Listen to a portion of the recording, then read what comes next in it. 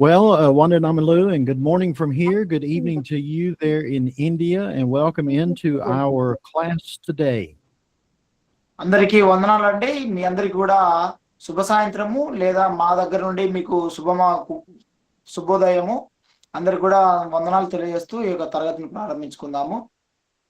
Our series that we've been talking about is Basics in Belief, and we're discussing the church. మనము ప్రారంభ దశలో ఉన్నటువంటి ప్రాథమిక Bible తరగతుల గురించి మనము ముందుకు వెళ్తూ ఉండగా సంఘం గురించి ఇప్పుడు మనము నేర్చుకుంటూ ఉన్నాము. And today's topic is, what is the worship of the church? How do we worship? చూడండి, ఈ రోజు మనము ప్రారంభించుకోబోతున్నటువంటి అంశము సంఘములో ఉన్నటువంటి ఆరాధన గురించి మనం నేర్చుకోబోతున్నాము. అనగా ఆరాధన అనగా ఏమిటి, సంఘము ఆరాధన ఏ విధంగా చేయాలి అనే విషయం గురించి ఈ రోజు మనం చర్చించుకోబోతున్నాము. All right, so before we begin, let's offer a word of prayer before our study. మనం ఈ తరగతిని ప్రారంభించుకునే ముందుగా ప్రార్థన ద్వారా దీనిని మనము ముందుకు నడిపించుకుందాము. మన మధ్యలో ఉన్నటువంటి సహోదరులు దాసు గారు మన కూడిక నిమిత్తమై ఈ తరగతి నిమిత్తమై ప్రార్థన చేస్తారు. ఓకే, ప్రార్థన చేసుకుందాం. పరమందు ఆసీనుడు వగు తండ్రి, ప్రేమాస్వరూపుడా, సర్వశక్తిమంతుడా, మీకు స్తోత్రాలు కృతజ్ఞతలు తెలియజేస్తూ ఉన్నాం. ఈ దినమంతా మాకు తోడై ఉండి ఈ రాత్రి వేళ జరుగుతున్నటువంటి ఆన్లైన్ బైబిల్ క్లాసులో మేము ఈ విధంగా కూడి మీ వాక్యం నేర్చుకోగలిగినటువంటి అవకాశమును మీరు మాకు అనుగ్రహించారు. అందును బట్టి మీకు కృతజ్ఞతలు స్తోత్రాలు తెలియజేస్తున్నాము. ప్రత్యేకంగా గత కొన్ని వారాల నుండి ఇదిగో అమెరికా సహోదరులు జాన్ గారు మాకు నేర్పిస్తున్నటువంటి అనేకమైన పాఠాలను బట్టి మేము ప్రార్థన చేస్తూ ఉన్నాము. తండ్రి, ఆయనను ఆశీర్వదించి దీవించండి. పాల్ గారికి కావలసినటువంటి మంచి జ్ఞానమును మీరు మాకు ఆయనకు అనుగ్రహింప చేయండి. ఆయన ద్వారా మీరు మాకు అనేకమైన ఆత్మీయమైన విషయాలు నేర్పిస్తూ ఉన్న విధానాన్ని బట్టి కృతజ్ఞతలు. తండ్రి, ఆన్లైన్ తరగతికి అటెండ్ అయినటువంటి ప్రతి ఒక్కరిని కూడా మీరు దీవించండి. మరి ఆయన ఆంగ్లంలో బోధిస్తూ ఉండగా మాకు అర్థమయ్యేటట్లుగా తెలుగులో అనువాదం చేస్తున్నటువంటి సహోదరులు రవి గారిని బట్టి మేము ప్రార్థన చేస్తున్నాం. ఆయనకు కూడా తగిన జ్ఞానమును మీరు అనుగ్రహింప చేయండి. ఆయన చేస్తూ ఉన్నటువంటి ప్రభు పనిని అభివృద్ధి పరచండి తండ్రి. మరి ఈ ఆన్లైన్ తరగతి ఏ విధమైనటువంటి అంతరాయమో జరగకుండా ప్రారంభం నుండి చివరి వరకు మీరే తోడుగా ఉండి నడిపింప చేయండి. సహోదరులు బోధిస్తూ ఉండగా కావలసినటువంటి మీ కాపుదల నడిపింపు దయచేయమని, రావలసినటువంటి సహోదరులను కూడా త్వరపెట్టి ఈ ఆన్లైన్ తరగతికి రాగలిగేటట్లుగా సహాయం చేయమని, ఇదిగో ఈరోజు మంచి అద్భుతమైనటువంటి విషయాన్ని మేము నేర్చుకోబోతూ ఉన్నాము కనుక మాకు అర్థమయ్యేటట్లుగా బోధించడానికి సహాయం చేయమని క్రీస్తు నామంలో ప్రార్థన చేయించున్నాము తండ్రి. ఆమేన్. Amen. Amen. All right, you may remember last week we studied the question, is the church a denomination? మనము గత వారము సంఘము అనంటే మత శాఖ కాదు అనే విషయం గురించి మనము చెప్పుకొని ఉన్నాము. And we understood and learned that it was Jesus Christ who built the church, and it was not a denomination. It was the one and only church, and that it was begun in Acts chapter 2 with the apostles there in that particular chapter. చూడండి, మనము గత వారంలో చూసుకొని ఉన్నాము సంఘము అనేది క్రీస్తుకు సంబంధించిందే కానీ అది మత శాఖల వారికి మతాలకు సంబంధించిన శాఖ మాత్రం కాదు అనే విషయం గురించి మనం తెలుసుకొని ఉన్నాము. అలాగే అది అపోస్తుల కార్యములు 2వ అధ్యాయంలో అపోస్తుల ద్వారా సంఘం కొనసాగించబడింది అనే విషయాన్ని గురించి మనము గత వారంలో చర్చించుకొని నేర్చుకొని ఉన్నాము. And we learned very importantly that the church is not a human religious group. అలాగే మనము సంఘము అనేటువంటిది మనుషుల యొక్క మతాలకు సంబంధించినటువంటి సమూహము కాదు అనే విషయాన్ని గురించి మనము కొంచెం బాగా చెప్పుకొని ఉన్నాము.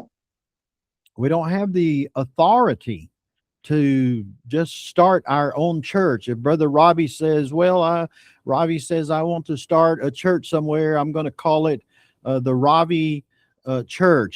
That's not in God's word. We don't have authority to do that. చూడండి, మనకు సంఘము మీద ఏ అధికారము లేదు. సంఘము ఇప్పుడు పలానా రవివర్మ సంఘము ప్రారంభించబోతున్నాడు, అది రవివర్మ సంఘము అని చెప్పుకునే దానికి ఏ మాత్రం కూడా అధికారం లేదు. సంఘము ఒకేసారి ప్రారంభించబడి ఉన్నది, అది అపోస్తుల కార్యములు 2వ అధ్యాయంలో నుండి. So the church belongs to Christ, and that's why we call it the churches of Christ. చూడండి, సంఘము అనేటువంటిది క్రీస్తుకు సంబంధించినది కాబట్టి సంఘాన్ని క్రీస్తు సంఘము అని మనం పిలుస్తూ ఉన్నాము. It was purchased with his blood when he died on the cross of Calvary. చూడండి, ఆయన తన స్వరక్తాన్ని ఇచ్చి సంపాదించుకున్నాడు. సంఘం నిమిత్తమై ఆయనే శిలువలో మరణించాడు. And we also learned that the Bible teaches us that the church is one body, not a number of bodies, not a different denominations. It's only one body. అలాగే సంఘము అనేటువంటిది ఒక్క శరీరం అనే విషయాన్ని మనం చర్చించుకొని ఉన్నాము. అనేకమైన శరీరాలు లేవు క్రీస్తుకు, ఒక్కటే శరీరం ఉన్నది, అదే సంఘమై ఉన్నది అనే విషయం గురించి మనం చర్చించుకొని ఉన్నాము. So today we're going to discuss another important part of how do we identify the true New Testament church. Today we're going to discuss how do we identify the true New Testament church. ఈ రోజు మనము క్రొత్త నిబంధనలో నిజమైన సంఘము అనేది ఎలాగా ఉండబోతుందో చర్చించుకొనబోచు ఉన్నాము. And so another way that we do that is to ask, what is the worship of the church? How do we worship? అలాగే ఈ రోజు మనము ఆరాధన గురించి కూడా చర్చించుకుందాము. అసలు ఆరాధన అంటే ఏమిటి, ఆరాధన ఎలాగ చేయాలి అనే విషయం గురించి మనం నేర్చుకుందాము. Because you see, I cannot, if I want to be a part of the true church of the New Testament, I can't make the decision to worship the way I want to. I have to worship the way the Bible tells me to. ఈ రోజు మనం కొత్త నిబంధనల ప్రకారంగా సంఘాన్ని నిజంగా గుర్తించినట్లయితే అందులో సంఘంలో ఎలాగ ఆరాధన చేయాలి, అది మన సొంతంగా ఆరాధన చేయాలనా లేదా బైబిల్ ప్రకారంగా ఆరాధన చేయాలనా అనే విషయం గురించి మనము లోతుగా తెలుసుకోవాల్సిన అవసరం ఉన్నది. I cannot worship in a way that just pleases people. And there are a lot of in the denominational world that do that. I can't please people. That's not my purpose in worship. చూడండి, ఆరాధనలో మనుషులకు మెప్పు కలిగే విధంగా ఆరాధన చేయకూడదు, అలాగే మనుషులను సంతోషపెట్టడానికి మనం ఆరాధనలు చేయకూడదు. Worship is not something that we use for entertainment. It's not a performance. For example, you have sometimes behind the preacher instrumental music, and you have people singing in choirs and choruses. And again, those are not things that we find in the New Testament church. చూడండి, ఆరాధన అనేది మన కోసం ఏదో మన entertainment కోసము లేదంటే మన సరదా కోసము మనం అందరం కూడా ఉల్లాసంగా సంతోషంగా డాన్సులు వేయడానికో ఆరాధనలు జరపకూడదు. మన బాధాకరమైన విషయం ఏమిటంటే మత శాఖల వారు ఆరాధన అనే దాన్ని పూర్తిగా విరుద్ధంగా మార్చేశారు. వాళ్ళందరూ ఏం చేస్తారంటే వెనకల వాళ్ళు వాయిద్యాలు వాయించుకుంటూ ఇష్టానుసారంగా వాళ్ళు ఉంటారు, ముందర వీళ్ళు కూర్చొని చప్పట్లు కొట్టుకుంటూ డాన్సులు వేసుకుంటూ తలలూపుకుంటూ ఎంటేంటో డాన్సులు వేసుకుంటూ ఇష్టానుసారంగా చేస్తున్నారు. అయితే ఆరాధన అనే విషయాన్ని కూర్చున్నటువంటి అర్థాన్ని వాళ్ళు మార్చేసినట్టుగా మనం చూస్తాం. And so in our own lives, we know that we conduct our lives, we live our lives according to the will of God. And so if our personal lives must be done according to the book and according to what God wants, then of course we have to worship the same way, like He wants us to worship.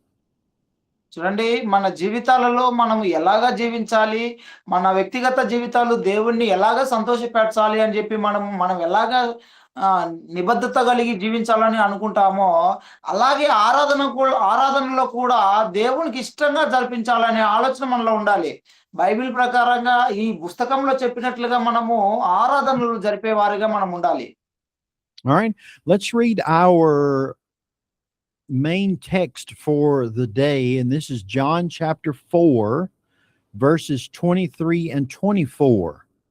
So let's read మనం ఇప్పుడు John 23, 24. Okay. మనం ఇప్పుడు మన ప్రారంభ వచనము అయిన యోహాను సువార్త 4వ అధ్యాయము 23, 24 వచనాలను చదువుకొని ముందుకు వెళ్దాము. యోహాను సువార్త 4వ అధ్యాయము 23, 24. John 4:23 and 24. చదవండి బ్రదర్ ఎవరైనా. అయితే యథార్థముగా ఆరాధించువారు ఆత్మతోనూ సత్యముతోనూ తండ్రిని ఆరాధించు కాలము వచ్చుచున్నది, అది ఇప్పుడునూ వచ్చే ఉన్నది. తన్ను ఆరాధించువారు అట్టివారే కావాలనని తండ్రి కోరుచున్నాడు. దేవుడు ఆత్మ గనుక ఆయనను ఆరాధించు వారు ఆత్మతోనూ సత్యముతోనూ ఆరాధింపవలెనని. Okay, brother. All right. From these two scriptures, let's notice today 6 points, 6 truths about the way that we are to worship for the purpose of identifying the true church. If you find these things in a church, then you know that it is a true church. If you don't find these 6 things, then it's not the true church. ఇప్పుడు మనము ఒక 6 అంశముల గురించి చర్చించుకొనబోతున్నాము. అయితే ఈ 6 అంశములు గనక మనం చేసే ఆరాధనలో గనక ఉన్నట్లయితే అది నిజమైన సంఘము అని మనం నిర్ధారించుకోవచ్చు. ఒకవేళ ఆ 6 అంశములు సంఘంలో జరగకపోయిన ఎడల అది నిజమైన సంఘం కాదని కూడా మనం నిర్ధారించుకోవచ్చు. ఆ 6 అంశములను బైబిల్లో నుండి మనము ఒకసారి వెతికిలాడి తీసుకొని బయటికి వద్దాం. All right, so point number 1, let's notice worship must be directed by God. In other words, He gives us the direction. Worship must be directed by God. సరే అండి, ఈరోజు మనము మొదటి అంశంగా ఆరాధన దేవునికే చెందాలి అనే విషయం గురించి మనం తెలుసుకుందాం. So in John 4 and verse 23, as our brother read the text, he says, when true worshipers shall worship the Father in spirit and in truth. And so we want to be true worshipers, not fake or false worshipers. Yes.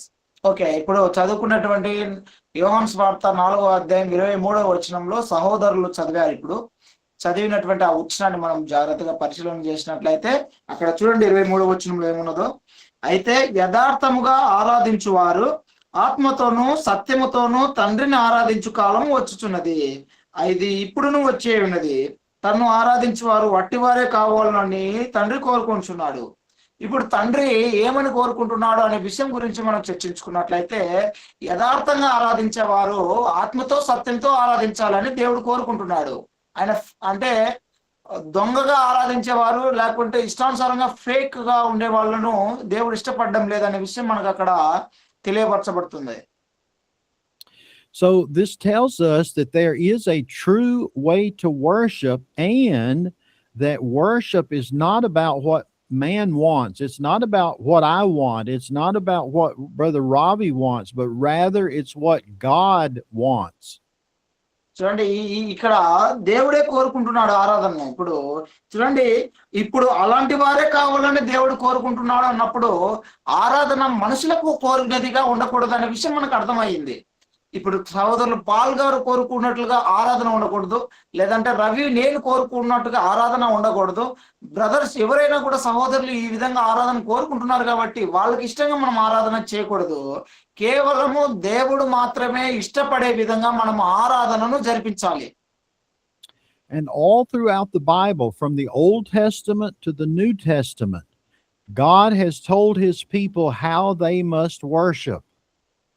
చూడండి, మనం అనేకమైన వచనాలు చదువుకోవచ్చు. మొదటి కాలంలో అనగా ఆదిమ కాలంలో ఉన్నటువంటి ఆ పాత నిబంధన కాలంలో నుండి ఇప్పటి వరకు క్రొత్త నిబంధన కాలం వరకు కూడా మనం చూసినట్లయితే కేవలము ఆరాధన దేవుడు ఇష్టపడే విధంగానే చేయాలని చెప్పబడింది. కానీ మనుషులకు ఇష్టమైనది దేవుడు ఎప్పటికీ కూడా అంగీకరించడు అనే విషయం మనకు ఎప్పటికప్పుడు బయలుపరచబడుతూనే ఉన్నది. So the problem today in today's world is that people will ask, what kind of worship do the people want? ఈ రోజు మనకు తెలుసుకోవాల్సిన ప్రశ్న కూడా ఉన్నది. ఏమిటంటే ఏ రకమైన ఆరాధన మనుషులు చేయాలని కోరుకుంటున్నారు? And they will ask, what can we do to attract more people? చూడండి, మనుషులను ఎలాగా మనం అట్రాక్ట్ చేయాలి ఆరాధన ద్వారా అనే విషయంలో వాళ్ళు ఆలోచన వేస్తూ ఉన్నారు మనుషులు. People will ask, what will make worship more exciting? చూడండి, ఇంకా ఎలాగ ఆలోచన చేస్తున్నారంటే మనుషులు ఇంకా ఉత్సాహభరితంగా ఎలాగ ఉండాలి ఆరాధన, ఆ ఆరాధనలో ఇంకా ఏమైనా ఉత్సాహభరితమైన పనులను చేయాలి మనము అనే వాళ్ళ ఆలోచనతో జరుపుకోవాలని చూస్తూ ఉన్నారు. What can we do to make people more entertained? We don't want people to fall asleep. So what can we do to entertain them while they're here? చూడండి, ఆరాధనలో మనుషులు వచ్చిన వారు అందరూ కూడా నిద్రపోతున్నారు. వాళ్ళనందరినీ కూడా లేపడానికి మనం ఏమైనా చేయాలి కొత్తగా అని ఆలోచన చేసేవారు ఉన్నారు ఇప్పుడు. But see, those are all the wrong questions to ask. చూడండి, ఆ ప్రశ్నలన్నీ కూడా అడగడానికి చాలా తప్పుగా ఉన్నాయి. The first question we always have to ask when we come into any worship service should be, what does God want us to do? మనకు రావాల్సినటువంటి ఒకటే ప్రశ్న, మనం ఏం ఆరాధన చేస్తున్నా అవన్నీ దేవుడు అంగీకరిస్తాడా, లేదంటే ఒకటే ఆరాధన మనం నిజమైన ఆరాధన దేవునికి ఇష్టమైనదిగానే మనం ఒకటే చేయాలనా అని మనకు ప్రశ్న రావాలి. So as we have read in our scriptures that the Father seeks true worshipers. తండ్రి నిజమైన ఆరాధికులను ఎత్తుకుచున్నాడు ఇప్పుడు. So what's the opposite of true? Well, false. So you either have true worshipers or you have false worshipers. చూడండి, ఇక్కడ యథార్థమైన ఆరాధికులు కావాలని దేవుడు కోరుకుంటున్నాడు. అంటే ఆ యథార్థమైన ఆరాధికులకు వ్యతిరేకంగా ఉన్న వాళ్ళు ఎవరు? చెడ్డ ఆరాధికులు, అనగా ఇష్టానుసారంగా ఆరాధించే వాళ్ళు. ఈ రెండింటి మధ్యలో ఉన్నటువంటి వ్యత్యాసాన్ని మనం గమనిస్తే నిజమైన ఆరాధన ఎలాగ చేయాలనేది మనకు అర్థమవుతుంది. So you don't have to be a rocket scientist or a medical doctor or some highly intelligent person to understand that not all worship is acceptable. If he wants true worship, not false worship, it's easy to understand that there must be some worship that's acceptable and some that's not acceptable. చూడండి, ఇక్కడ మనకు అర్థమవుతుంది. దీన్ని అర్థం చేసుకోవడానికి మనం ఏమన్నా rocket సైంటిస్టులను కావాల్సిన అవసరం లేదు, లేదా నువ్వేదో పెద్ద ప్రొఫెసర్ కావాల్సిన అవసరం లేదు, ఇంటెలిజెంట్ ఏదో గొప్ప వాడివాయి కావాల్సినటువంటి అవసరం లేదు. కేవలము ఒకటే నీకు అర్థం కావాలి, ఏమిటంటే యథార్థంగా దేవుణ్ణి ఆరాధించాలని దేవుడు కోరుకుంటున్నాడు అని అంటే అందులో భాగంగా దేవునికి యథార్థమైనదే ఉన్నాయి, దానికి వ్యతిరేకమైనవి ఇంకా ఎన్ని ఉన్నాయో అని మనం ఆలోచించాలి. అంటే దేవుణ్ణి ఆరాధించేటప్పుడు వ్యర్థమైనవి కూడా ఉన్నాయా అనే ఆలోచన మనకు కలగాలి. ఇప్పుడు దేవుడు నిజంగా దేవుడిని ఆరాధించాలన్నప్పుడు అన్ని ఆరాధనలు దేవుడు అంగీకరించడం లేదనే విషయం మనకు అర్థం కావాలి. అలాగే దేవుడు అంగీకరించలేని ఆరాధనలు కూడా ఉన్నాయి ఈనాడు అనే విషయము మనకు బాగా అర్థం కావాల్సిన అవసరం మనకుంది. Right, thank you. So we understand that there is some worship that may be beautiful to men, but it's not authorized by God. కొన్ని ఆరాధనలు మనుషులకు చాలా అద్భుతంగా ఉండొచ్చు, లేదా మనుషులకు చాలా ప్రీతికరంగా ఉండొచ్చు, కానీ దాన్ని దేవుడు అంగీకరించలేని వాడిగా కూడా ఉన్నాడనే విషయం మర్చిపోకూడదు. Now, I have spoken with people and invited people to church, and they will come to the Church of Christ, and they have told me, well, that seems like a boring church service compared to ours. Okay, చూడండి, కొంతమంది నా దగ్గరికి వచ్చారని brother చెప్తున్నారు. కొంతమంది brother దగ్గరికి వచ్చారంట. వాళ్ళు ఆరాధన చేస్తూ క్రీస్తు సంఘ ఆరాధనలోకి వచ్చిన తర్వాత నిజంగా క్రీస్తు సంఘ ఆరాధనలు కొంచెం బోరింగ్ గా ఉన్నాయి అని చెప్పి వాళ్ళు అన్నారంట. Because in the denominational world, there are those that, as I mentioned, will have big bands in the background playing music, and they'll have people singing, not the congregation, but people, the choir behind them. Sometimes you even have dancers on the stage, the pulpit, because they're trying to entertain the audience. And so, of course, when you come to the Church of Christ and none of that takes place, somebody might say, well, that's boring. But we do what is authorized. That's important. చూడండి, కొంతమంది వచ్చారని చెప్పారు కదా, వాళ్ళు వచ్చిన వాళ్ళందరూ కూడా మత శాఖల వాళ్ళు వచ్చి క్రీస్తు సంఘంలో ఆరాధన చాలా బోరింగ్ గా ఉంటున్నది. మా సంఘంలో మీరు చూసినట్లయితే చాలా మంది చాలా ఉత్సాహభరితంగా వాయిద్యాలు వాయించుకుంటూ చప్పట్లు కొట్టుకుంటూ ఎంతో అద్భుతంగా చేయాలని చూస్తూ ఉంటారు. ఇంకా ఇంకా ఇంకా ఏంటంటే అందులో డాన్స్ వేయడానికి డాన్సర్లు కూడా వస్తూ ఉంటారు. చిందులేస్తూ డాన్సులు వేస్తూ నాట్యం చేస్తూ ఆరాధన చేస్తూ ఉంటారు. మీ దాంతో పోల్చుకుంటే మాదే బాగుంటున్నది, మీది చాలా బోరింగ్ గా ఉంటున్నది అని చెప్పుకుంటూ ఉన్నారు. ఇది అంతా కూడా పోపు దానిని నిర్ధారించినట్లుగా, లేదంటే వాళ్ళ పెద్దలు వాటిని నిర్ధారించినట్లుగా చెప్తారు. నిజానికి మనం అందరం కూడా క్రీస్తు సంఘంలో ఆరాధన అనేటువంటిది తండ్రికి ఇష్టపడినదిగా ఉండాలని మనం తెలుసుకుంటున్నాం కదా. So here's the sad fact. This is a very sad fact. ఇది చాలా బాధాకరమైనటువంటి నిజం.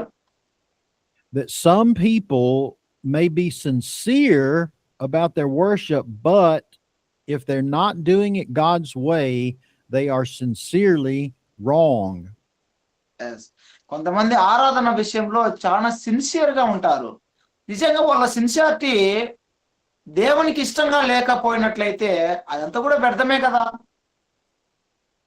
All right, let's read now Matthew chapter 15 verses 8 and 9. Matthew 15 verses 8 and 9.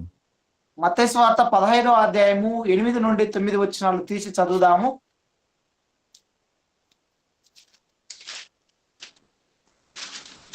మత్తయి సువార్త 15వ అధ్యాయము 8 నుండి 9 వచనాలు మనం చదువుకుందాము.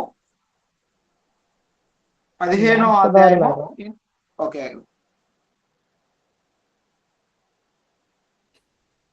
ఇది here in Telugu those is combined brother 7 to 9. Okay. Okay, చదవండి బ్రదర్. 7 నుండి 9 వచనాలు చదవండి. వేషధారులారా, ఈ ప్రజలు తమ పెదవులతో నన్ను గణపరచుదురు గాని వారి హృదయము నాకు దూరముగా ఉన్నది. మనుష్యులు కల్పించిన పద్ధతులు దైవోపదేశములని బోధించుచు వారు నన్ను వ్యర్థముగా ఆరాధించుచున్నారు అని యెషయా మిమ్మును గూర్చి ప్రవచించిన మాట సరి అని వారితో చెప్పి. Okay. All right, so Jesus says some very important things in this particular set of verses. చూడండి, యేసుక్రీస్తు ఈ వచనంలో చాలా ముఖ్యమైన విషయాన్ని మనకు నేర్పిస్తున్నాడు. He says that some worship him in a vain way. In vain do they worship me. That means they're worshiping in an empty way. చూడండి, ఇక్కడ యేసుక్రీస్తు మనకు ముఖ్యమైన విషయం నేర్పించబోతున్నాడు ఆరాధన గురించి. కొంతమంది చేసే ఆరాధన వ్యర్థంగా ఉన్నదనే విషయం చెప్తూ ఉన్నాడు. అది ఎంత కూడా సరైన మార్గంలో వెళ్ళడం లేదనే విషయము అక్కడ యేసుక్రీస్తు మనకు నేర్పిస్తూ ఉన్నాడు. And so if they're not worshiping the way God wants them to worship, it's useless. It's unacceptable. That's why Jesus would say it's vain. చూడండి, ఆ వర్షిప్ ఆ ఆరాధనను అంగీకరించబడడం లేదని, దేవుడు దాన్ని త్రోసివేస్తున్నాడని, ఇలాంటి ఆరాధనలు అన్ని కూడా వ్యర్థమని యేసుక్రీస్తు నేర్పుతున్నాడు. And so what is it that made it vain or empty worship? Because they were teaching the doctrines and commandments of men. ఎందుకది వ్యర్థమైపోతుంది, ఎందుకది దేవుడు అంగీకరించడం లేదు అనే విషయానికి మనం వచ్చినట్లయితే, అదంతా కూడా మనుషుల యొక్క ఆలోచనలను, మనుషుని యొక్క సిద్ధాంతాలను, మనుషుని యొక్క ఆజ్ఞలను అనుసరించబడి జరగబోతున్నటువంటి ఆరాధనలు. కాబట్టి అవే అన్నీ కూడా దేవుడు అనగా మన తండ్రి వాటిని అంగీకరించడం లేదు. అది వ్యర్థమైపోతుంది అని మనకు తెలియజెప్తున్నాడు యేసుక్రీస్తు. So I hope that through these verses so far that we can see that worship has to be based on what God tells us, not human commandments and not man-made tradition. చూడండి, ఏ ఆరాధన అయినా కూడా దేవుడికి ఇష్టమైన ఆరాధనగానే జరగబడాలి, కానీ మనుషుని యొక్క ఆచారాలను బట్టి, మనుషుని యొక్క ఆజ్ఞలను బట్టి జరగకూడదు. So as I mentioned, in the Old Testament and New Testament, although we worship differently now, all throughout the Bible, God has commanded true worship the way He wanted, not the way man wanted. చూడండి, ఒకవేళ పాత నిబంధనలో నుండి కొత్త నిబంధన వరకు మనము ఆరాధన గురించినట్లు మనం చూసినట్లయితే, కొత్త నిబంధనకు పాత నిబంధనకు చాలా వ్యతిరేకతలు అనగా వ్యత్యాసాలు ఉండొచ్చు. కానీ ఏ ఆరాధన అయినా కూడా పాత నిబంధనల నుండి కొత్త నిబంధన వరకు వచ్చిన ఏ ఆరాధన అయినా కూడా దేవునికి ఇష్టమైన ఆరాధనగానే చేయబడుతున్నది తప్ప మనుషుని యొక్క ఆజ్ఞల ప్రకారము, మనుషుని యొక్క ఆచారాల ప్రకారము జరగబడకూడదని దేవుడు చెప్తూనే ఉన్నాడు. ఒకవేళ ఆరాధనలో వ్యత్యాసాలు ఉండొచ్చు, అంటే పాత నిబంధన ఆరాధన వ్యత్యాసం వేరు, కొత్త నిబంధన ఆరాధన విధానం వేరు. కానీ అందులో ఇవన్నీ కూడా దేవునికి ఇష్టంగానే జరగాలని దేవుడు నియమించి ఉన్నాడు. కానీ మనుషులకు ఇష్టమైనది కాదు, కానీ దేవునికి ఇష్టమైనది గానే ఉండాలని చెప్పాడు. And that's why we say in this first point that God must direct the worship. We worship in the New Testament according to God's will, not our will. కొత్త నిబంధన ఆరాధన ఎలాగ జరగాలి అంటే దేవునికి ఇష్టమైనదిగానే జరగాలి, కానీ నాకు ఇష్టమైనదిగా ఉండకూడదు ఆరాధన. అంటే నన్ను నేను సంతోష పెట్టుకోవడానికో లేదంటే మనుషులను సంతోష పెట్టుకోవడానికో ఆరాధనను నేను జరపకూడదు. అది కేవలము దేవుణ్ణి సంతోష పెట్టడానికి మాత్రమే ఆరాధనను జరపాలి. All right, now that brings us to point number 2. రెండవ పాయింట్లోకి మనం వెళ్దాం ఒకసారి. Which is worship must be in spirit and in truth, as we read in verse 24. చూడండి, 4వ అధ్యాయం యోహాను సువార్త 4వ అధ్యాయం 25వ వచనాన్ని మనం చదివి ఉన్నాము ఇంతకు ముందే. అయితే అందులో మనకు చెప్పబడినటువంటి విషయం ఏమిటంటే ఆయనను ఆరాధించే వాళ్ళు ఆత్మతోనూ సత్యంతోనూ ఆరాధించాలి అనే విషయాన్ని మనకు అక్కడ యేసుక్రీస్తు నేర్పాడు. So, according to this verse, God is a spirit. They that worship Him must worship Him in spirit and in truth. There's two necessary parts of acceptable worship. చూడండి, ఇక్కడ మనకు నేర్పించబడినటువంటి విషయం ఏమిటంటే దేవుడు ఆత్మస్వరూపి కాబట్టి ఆయనను ఆరాధించే వాళ్ళు కూడా ఆత్మతోనూ సత్యముతోనూ ఆరాధించాలి అనే విషయం మనకు నేర్పుతున్నాడు. ఇలాగా ఆత్మతో సత్యముతో ఎప్పుడైతే మనం ఆరాధనలను జరుపుతామో అప్పుడే అది అంగీకరించబడుతున్నది అనే విషయం మనం మర్చిపోకూడదు. All right, and that is, first of all, that worship must be in spirit. మొదటిగా మనం గమనించినట్లయితే ఆరాధన జరిపే వారందరూ కూడా దేనితో ఆరాధనను జరపాలని నేర్పించాడు? ఆత్మతో ఆరాధన జరపాలి అనే విషయం నేర్పాడు. We have to be careful. He's not talking about worship in the Holy Spirit. He's talking about the spirit of the inner man. చూడండి, ఇక్కడ ఆరాధన ఆత్మతో జరపాలని చెప్పబడినప్పుడు మనందరూ ఏమనుకోవచ్చు అంటే పరిశుద్ధాత్మతో జరపాలి ఏమో అని అనుకుంటారు. అది కాదు, ఇక్కడ పరిశుద్ధాత్మ గురించి చెప్పడం లేదు. ఇది మన లోపల ఉన్నటువంటి ఇన్నర్ మ్యాన్, మన లోపల అంతరంగ పురుషుడు ఒకడు ఉన్నాడు. ఆ అంతరంగ పురుషునితో ద్వారా ఆరాధన జరపాలనే విషయాన్ని నేర్పుతున్నాడు తప్ప అందులో భాగం పరిశుద్ధాత్మ గురించి కాదు. Worship has to come from the heart. It's got to be sincere. చూడండి, ఆరాధన అనేది హృదయములో నుండి రావాలి. అప్పుడే అది చాలా సిన్సియర్ గా ఉంటుంది. If I go to the meeting house or wherever that you may worship, if I go on Sunday and in my mind I'm thinking about, oh, I've got bills to pay, what are we going to have for lunch, when is this church service going to be over? I'm not worshiping in spirit. I'm not worshiping from the heart. I'm letting all the distractions of life interfere with my worship. నిజంగా మనం ఆలోచన చేస్తే ఆరాధన జరపాలి అనేటప్పుడు మనం ఆరాధనకి వెళ్ళినప్పుడు మన మైండ్ లో ఏమేమి ఉండకూడదు అంటే ఇప్పుడు నేను ఈ బిల్లు ఎలాగ పే చేయాలి, లేదంటే ఈ ఇంటికి రంగులు ఎలాగ వేయాలి, లేదంటే మా నాన్న నన్ను తిట్టాడు నేను ఎలాగ చేయాలి, లేదంటే నా కుటుంబంలో ఈ సమస్యలు ఉన్నాయి నేను ఏం చేయాలి అని మన తలలో అనేకమైన భారాలను ఉంచుకొని వెళ్ళి అక్కడ కూర్చొని అక్కడ చేయవలసిన వాటిని చేయకోకుండా అనగా మన హృదయంలో దేవునితో సంబంధం కలిగించి ఉండకోకుండా ఈ ఆలోచనలన్నీ కూడా వెళ్ళి అక్కడ ఆరాధనలో ఆలోచించినప్పుడు అది సత్యంతో అనగా ఆత్మతో ఆరాధించబడినటువంటి ఆరాధన కాదు. When I go to worship, number one, I have to be happy to be able to be there. That's what David said. I was glad when they said, "Let us go into the house of the Lord." నేను ఆరాధనకు వెళ్ళినప్పుడు ఎలాగా ఉండాలి అని అంటే సంతోషంగా ఉండాలి, హ్యాపీగా ఉండాలి. ఇప్పుడు దావీదు కూడా చెప్పాడు కదా కీర్తనల గ్రంథంలో, దేవుని మందిరమునకు ప్రజలు నాతో దేవుని మందిరమునకు వెళ్ళుదామని ప్రజలు నాతో చెప్పినప్పుడు నా హృదయం ఎంతో సంతోషించాను అనే విషయము. మనం ఆరాధనకు వెళ్ళినప్పుడు లేదంటే ఆరాధనగా కూడుకున్నప్పుడు మన హృదయం ఎప్పటికీ కూడా సంతోషంగా ఉండాలి. It should never be a burden. Some people will say, "Oh, I've got to go to church today. I've got to go to worship." But it's a privilege to go to worship because not everybody in this world is able to do that. Privilege, I don't know what about that. Okay. It's a privilege to go to worship. For example, in China, it's a communist country.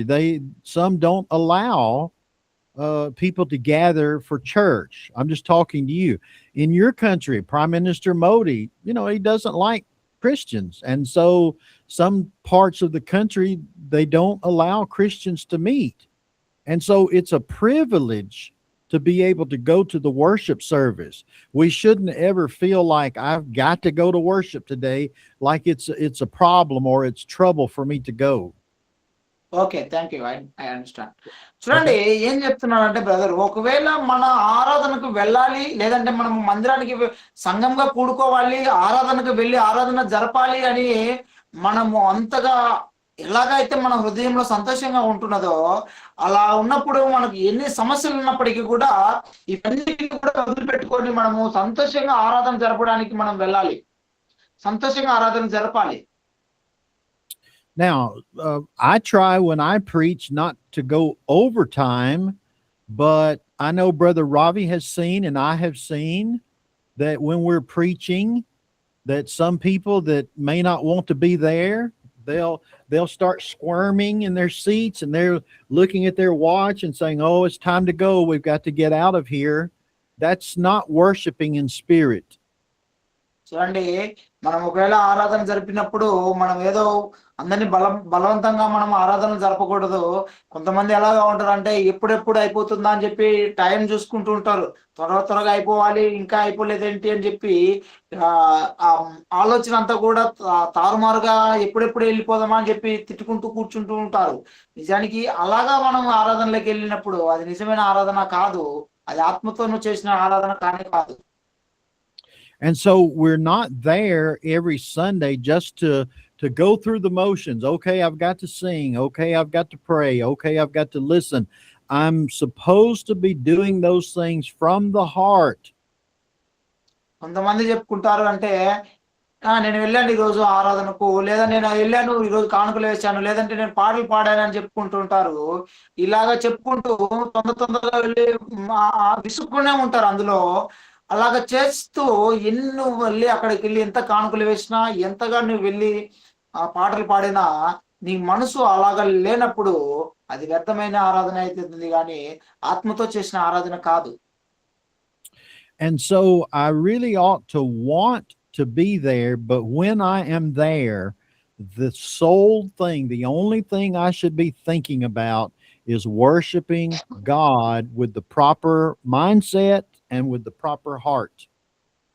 చూడండి, నిజంగా మనం ఆరాధనకి వెళ్ళినప్పుడు మనం మన మనస్సును అంతా కూడా, మన మైండ్ అంతా కూడా అక్కడే ఉంచాలి. దేవునికి అనుగుణంగానే ఉంచాలి. దేవుని ఆరాధన ఎలాగ చేయాలని ఆలోచన చేయాలి.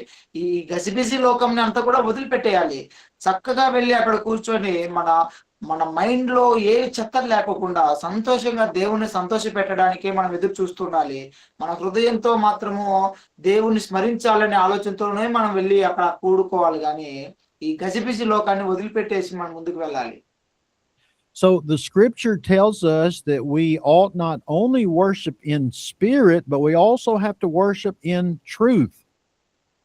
ఇక్కడ ఈ ఈ వచనంలో ఆత్మతో మాత్రమే ఆరాధన చేయాలని చెప్పలేదు. అక్కడ ఆత్మతో పాటు సత్యముతో కూడా ఆరాధన జరిపించాలని చెప్పబడినది. And so truth means that it is according to God's word. ఈ సత్యముతో ఆరాధన చేయాలి అని చెప్పినప్పుడు ఆ సత్యము అనగా ఏమిటి అని అంటే దేవుని యొక్క వాక్యము అని మనం అర్థం చేసుకోవాలి. Jesus would say, "Thy word is truth." యేసుక్రీస్తు చెప్పాడు, నేనే నా మాట సత్యములై ఉన్నాయి అని చెప్పాడు. And so, if we worship in spirit and in truth, that means that I don't worship the way man says. I don't worship with my emotion. I worship by way of the truth of God's word, the Bible. చూడండి, మనము మనుషుని యొక్క ఆలోచన ప్రకారంగా లేదంటే మనుషుని యొక్క ఆజ్ఞల ప్రకారంగా వెళ్ళి ఆరాధన జరపకూడదు. కేవలము బైబిల్ మనకి ఏం చెప్తుందో దానిని మాత్రమే వెంబడించి మనం ఆరాధనలో జరుపుకోవాలి. And so I have to understand that God requires both. By the way, if I worship in truth, but my heart is not in it, in other words, by the Spirit, if I'm not worshiping in spirit and in truth, the worship is empty, because I have to, again, not just go through the motions. And I'll explain this to you, Ravi. You know, there are some people that will come to church and they'll say, "Okay, I've satisfied my requirements. I was there Sunday, so everything's okay." Well, I've worshiped in truth, but I've not worshiped in spirit. My heart was not in it. And so it's not acceptable. Okay, చూడండి brother, సహోదరులు ఏం చెప్తున్నారంటే, ఒకవేళ ఆరాధన జరిపేటప్పుడు ఆత్మతోనూ సత్యంతోనూ రెండిట్లో చేయాలి. ఒకవేళ ఒకటి మిస్ అయిపోయి ఒకదాంతో చేసినా కూడా అది ఎంటీనే, అది పనికిరానిదే. ఇప్పుడు సత్యంతో ఆరాధన చేయాలి అని అన్నప్పుడు దేవుని ఆజ్ఞ ప్రకారం నేను వెళ్ళాను, కానుకలు వేశాను, చేయాల్సిన పాటలు మనం పాడాము, ఇంకా ఏవైతే ఉన్నాయో అవన్నీ కూడా చేసేసాను, నేను అటెండ్ అయ్యాను, నేను దాని ప్రకారం చేశాను, నేను వచ్చేసాను అని చెప్తే నీ మనసులో ఏయో పెట్టుకొని ఉండి అక్కడికి వెళ్ళి ఎన్ని చేసినా కూడా ఒకవేళ నువ్వు సత్యంతో చేసినట్లుగా ఉండొచ్చు, కానీ ఆత్మతో చేసిన వాడిగా ఉండలేదు. కాబట్టి ఆ ఆరాధన కూడా వేస్ట్, పనికిరాంది అయిపోతుంది, వ్యర్థమైపోతుంది. కాబట్టి ఆరాధన అనే విషయంలో మనం రెండు కలిపి చేయాల్సిన అవసరం ఉంది. ఆత్మతో చేయాలి, ఆ హృదయం అంతా కూడా ఆ దేవుని ఆజ్ఞల ప్రకారంగా జరిపించాలనే ఆలోచనతో నువ్వు ఆరాధన జరుపుకోవాలనే వారిగా ఉండాలి. Okay, thank you. All right, so the Bible tells us then that we must worship in spirit and in truth. They go hand in hand together. చూడండి, ఆరాధన అనే విషయము ఆత్మతో సత్యంతో రెండిట్లతో మనం చేయాలి. ఈ రెండు చేతులు అయితే రెండు కలిపి చేయాలి. All right, that brings us to point number 3. Point number 3. మనం మూడో అంశంలోకి మనం వెళ్దాము. And that is that the church worshiped in teaching, fellowship, breaking of bread, and prayers. చూడండి, ఆరాధన విషయంలో ఇంకొక అంశం మనకు నేర్పించబడబోతున్నాము. ఒకటి ఏమిటంటే బోధను మనము ఫాలో అయ్యే వారిగా ఉండాలి, అలాగే సహవాసం నందు మనము సరిగా ఉండాలి, రొట్టె విరుచుట యందు మనం సరిగా ఉండాలి, ప్రార్థన చేయుట యందు మనం సరిగా ఉండాలి. ఈ విషయాలను మనం ఆరాధన జరుపుకోవాల్సిన అవసరం ఉంది. Just minute brother. గోపి అన్న just want to know, is he hearing or not? Okay. Hello Ravi, వింటున్నా. వింటున్నాను Ravi. Okay, thank you. All right. So let's read Acts chapter 2 verse 42. అపోస్తుల కార్యములు 2వ అధ్యాయం 42వ వచనాన్ని మనం ఒకసారి చదువుకుందాము. And this is the evidence of what we're talking about. ఈ విషయం మనకు ఆధారమై ఉన్నది మనం మాట్లాడబోయే దానికి. Acts 2:42. అపోస్తుల కార్యములు 2వ అధ్యాయం 42వ వచనం. వీరు అపోస్తుల బోధయందును సహవాసమందును రొట్టె విరుచుట యందును ప్రార్థన చేయుట యందును ఎడతెగక ఉండరి. Okay, thank you. All right. So this verse gives us a picture or a snapshot of the early church, the first century church.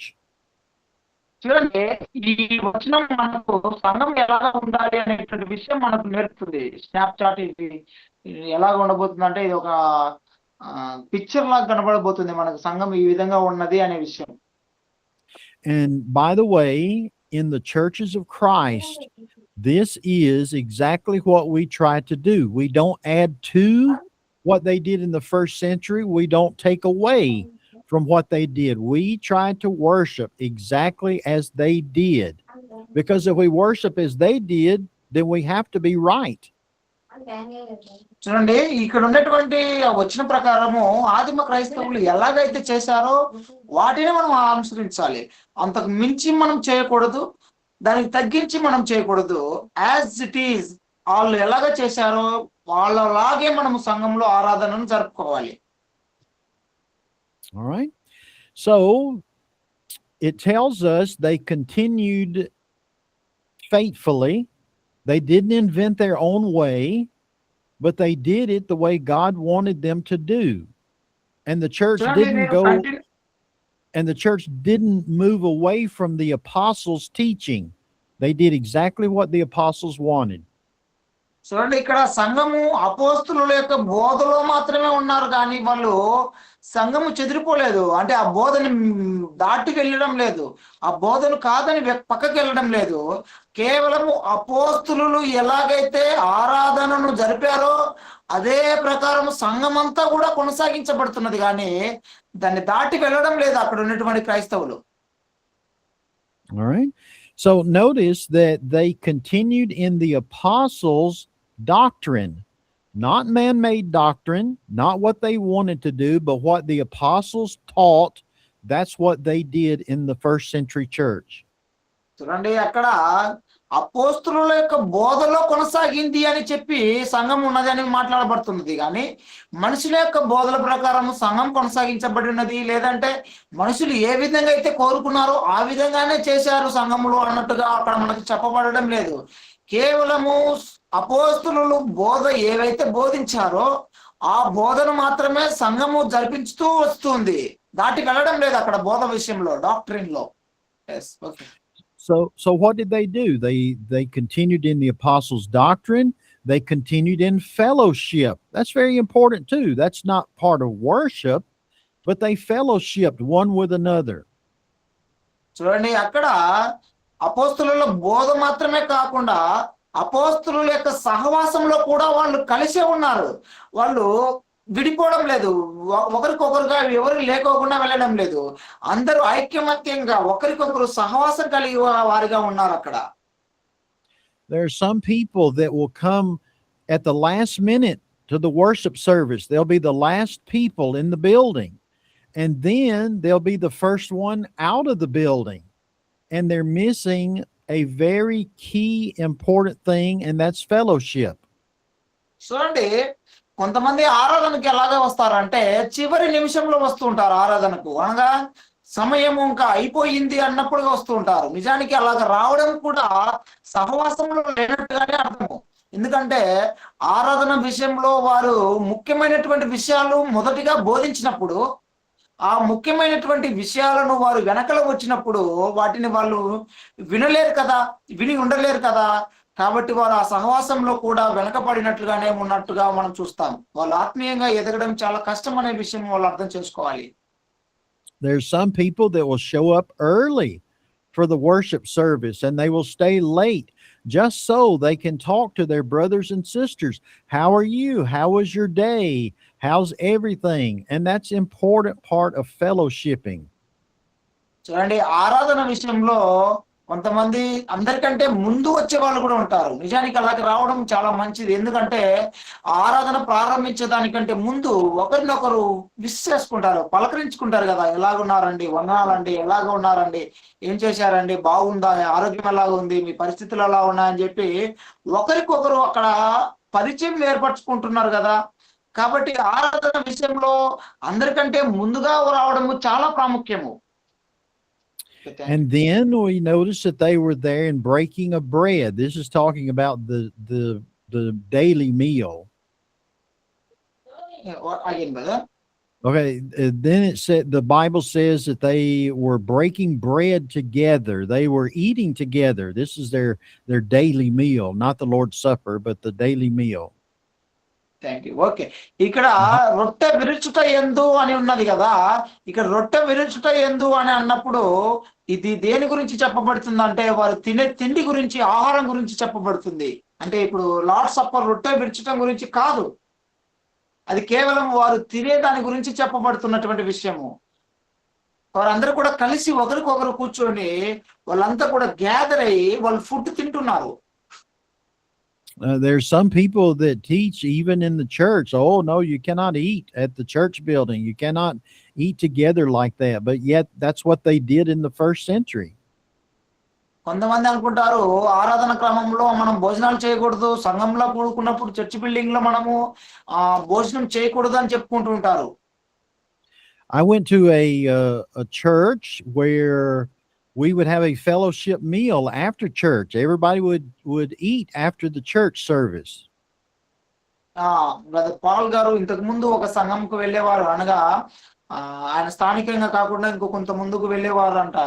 అయితే అక్కడ ఎలాగా ఉండేదంటే పరిస్థితి, ఆరాధన అయిపోయిన తర్వాత వారందరి కోసం భోజనాలు ఏర్పరిచేవారంట. కాబట్టి వారందరూ కూడా కూర్చొని ఒకరికొకరు పలకరించుకుంటూ ఒకరికొకరు అనుసంధానంగా సంబంధం కలిగి అందరు కలిసి మెలిసి భోజనం చేసుకొని ఇంటికి వెళ్ళేవారంట. And there were actually some people that would say, well, I don't like the food that we're having at church, so I'm going out to eat and then we'll come back. కొంతమంది ఏమనుకుంటారంటే నాకు ఈ ఆరాధనలు చెప్పే భోజనము, ఆరాధనలు పెట్టే భోజనం నాకు అంతగా పడదు, నాకు ఇంటికాడికి వెళ్ళి నేను మంచిగా మాంసం కూరలు తింటాను, నాకు ఇదంతా వద్దులే అని చెప్పి వెళ్ళిపోయేవారు కూడా ఉంటారు కొందరు. But again, they're missing a key part of the church, and that's fellowshipping with the saints, fellowshipping one with another. It's very important. చూడండి, అలాగా చేసే వారందరూ కూడా దేనిని పోగొట్టుకుంటున్నారు అంటే ఆరాధన విషయంలో ఒకరికొకరుకు సంబంధం కలిగినటువంటి ఫెలోషిప్ ను వాళ్ళు పోగొట్టుకుంటున్నారు. ఆప్యాయత, అనురాగాలతో కలిసి ఉండాలనేటువంటి ఆ ఉద్దేశాన్ని వాళ్ళు పోగొట్టుకుంటున్నారు ఆరాధన విషయంలో. అలాగా కలిసి ఉండలేని వారు. And then it talks about in the verse that we read about the apostles' doctrine. They were there and heard the apostles' doctrine. And that is very important as well, because the Holy Spirit told them what to say and what to do in worship. And it was very important. And today we follow the apostles' doctrine because we can read the Bible and understand what to do. చూడండి, ఆదిమ క్రైస్తవులందరూ కూడా అపోస్తుల బోధల ప్రకారంగానే నడుచుకుంటూ వచ్చారు. వాళ్ళ సంఘం జరుపుతున్నప్పటికి కూడా ఆరాధనలో ఏ విధంగా వారు వేరే బోధన తీసుకురాలేదు. ఎందుకంటే అపోస్తుల బోధ ఎందుకు అంత ప్రాముఖ్యమైనది అని అంటే అక్కడ పరిశుద్ధాత్ముని ద్వారా అపోస్తులు నడిపించబడుతూ ఉన్నారు. ఆ పరిశుద్ధాత్ముని యొక్క బోధ ద్వారా అపోస్తులు కూడా నడిపించబడుతూ ఉన్నప్పుడు వారి ద్వారానే కదా బైబిల్ కూడా వచ్చింది. కాబట్టి ఆ సంఘంలో ఆరాధన జరిపే విషయంలో కూడా అపోస్తుల యొక్క బోధ అనేది చాలా ప్రాముఖ్యము. So essentially we see that worship in the first century was actually very simple. It wasn't complex. There wasn't a lot of entertainment, as we mentioned. It was a very simple service and simple gathering. చూడండి, ఆదిమ సంఘస్థులకు ఆరాధన విషయంలో పెద్ద పెద్ద కోరికలేమి లేవు. పెద్ద పెద్ద ఏదేదో టెన్షన్ గా వాళ్ళు అంటే ఏదేదో చేయాలి, అలాగ ఉండాలి, ఇలాగా ఉండాలి, డాన్సర్లు కావాలి, మ్యూజిక్ కావాలి అని ఏ కోరిక లేదు అక్కడ. కేవలము వారు ఆరాధన ఎలాగా జరుపుతున్నారంటే అందరూ చక్కగా ఒక చోట కూర్చుంటున్నారు. వాళ్ళు ఏం చేయాలనో, ఏ విధంగా చేయాలనో వాళ్ళు చెప్పినటువంటి విధానాలు అపోస్తులు ఏ విధంగా అయితే చెప్పారో అలాగా చేసుకుంటూ వాళ్ళు వచ్చారు.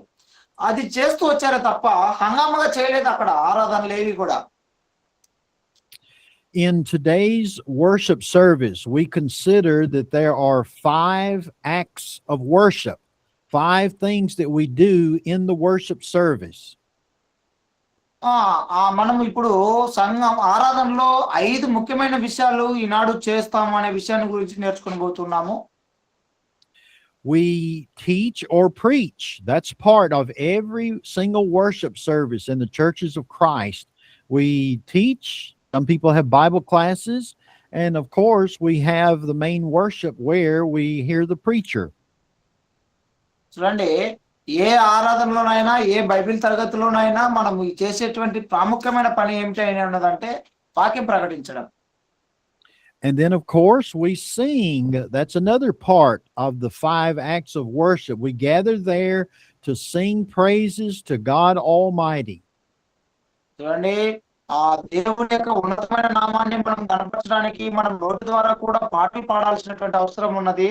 ఆ 5 భాగాలలో ముఖ్యమైనటువంటి భాగాల గురించి మనం చూసుకున్నాము. ఒకటి వాక్యం చెప్పించుకోవడము, రెండవది పాటలు పాడడము. And then, of course, as part of any worship service, we must pray to God. చూడండి, ఆరాధన క్రమంలో అలాగే ప్రార్థన చేయడం అనేది కూడా చాలా ముఖ్యమైనటువంటిది. And then we have to observe the Lord's Supper. We partake of the bread and the fruit of the vine, which represents the body and the blood of Jesus Christ. That's commanded every first day of the week. చూడండి, ప్రభరాత్రి భోజనం గురించి కూడా మనము ఆజ్ఞ పొంది ఉన్నాము. అది కూడా ఆరాధనలో చాలా ప్రాముఖ్యమైనది. దాన్ని మనము శరీరానికి బదులు రక్తాన్ని, రొట్టెను, ద్రాక్షరసాన్ని మనం తీసుకుంటున్నాము. శరీరానికి బదులుగా రొట్టెను, రక్తానికి బదులుగా ద్రాక్షరసాన్ని మనము తీసుకుంటూ క్రీస్తు యొక్క మరణాన్ని మనము ప్రచురించి దాన్ని గ్రహించుకునే వారిగా మనం ఉంటున్నాము. అదంతా కూడా వారంలో మొదటి రోజున వారంలో జరగాల్సినటువంటి పనులు ఇవన్నీ కూడా. And then the last part of every single worship service is to give. We have to give. A lot of people don't like it, but it's a command that we have to give as we've been prospered. చూడండి, అలాగే ఆరాధన విషయంలో అనేకమైనటువంటి సంఘములలో జరపబడుతున్నటువంటి విషయమే ఇది ఏమిటంటే కానుకలు ఇవ్వడం అనేటువంటి ఆజ్ఞ. ఇది మనము అపోస్తలుల ద్వారానే ఆజ్ఞాపించబడుతున్నటువంటి ఆజ్ఞ. ఇది ప్రతి ఆదివారము చేయవలసినటువంటి ఆజ్ఞ. మనం అందరం కూడా కానుకలను ఇవ్వాల్సినటువంటి వారిగా ఉన్నాము. ఎందుకంటే చాలా మంది ఇలాగ కానుకలు తీసి ఇవ్వడం అనేటువంటిది చాలా మందికి ఇష్టం ఉండదు. కానీ ఇవ్వాలి అని మనము ఆజ్ఞాపించబడుతున్నాం కాబట్టి తప్పకుండా మనం ఇచ్చేవారిగా ఉండాలి. So if we're going to look at the true identity of the true church, we have to look at the way that worship is conducted, as we've noticed. చూడండి, నిజమైన ఆరాధన మనము జరపాలి అని అనుకున్నప్పుడు ఈ ముఖ్యమైనటువంటి విషయాలను మనం జాగ్రత్తగా ఆలోచన చేయాలి. All right. Let's see. Shall we continue, or you want to take a break? No need, brother. You should Okay, continue. Okay, continue on. Point number 4. Okay. 4వ అంశంలోనికి మనం వెళ్దాము. This is very important. The church worshiped on the first day of the week. ఆరాధనలో ఇది కూడా చాలా ముఖ్యమైనటువంటిది. ఆ వారంలో మొదటి దినమున ఆరాధన చేయాలి అనేటువంటిది కూడా మనము చాలా ముఖ్యమైనదిగా ఎంచుకోవాలి. Let's read Acts 20 and verse number 7. Acts 20 and verse number 7. అపోస్తలుల కార్యములు 20వ అధ్యాయము 7వ వచనాన్ని ఎవరైనా చదవండి. బ్రదర్ గోపి గారు ఏమైనా చదువుతారా వచనాన్ని?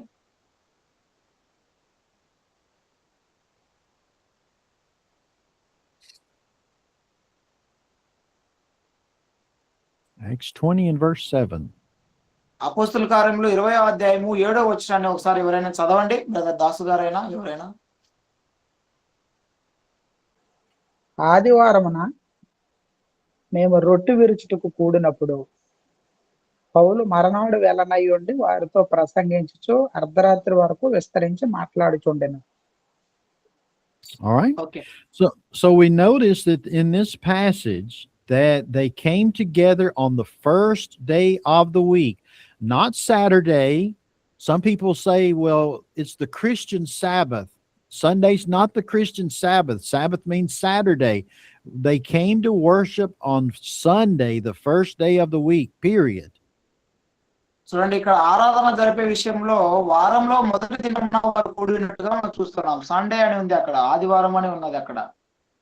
ఆదివారం వారు రొట్టె విరుచుటకు కూడి ఉన్నారు అక్కడ.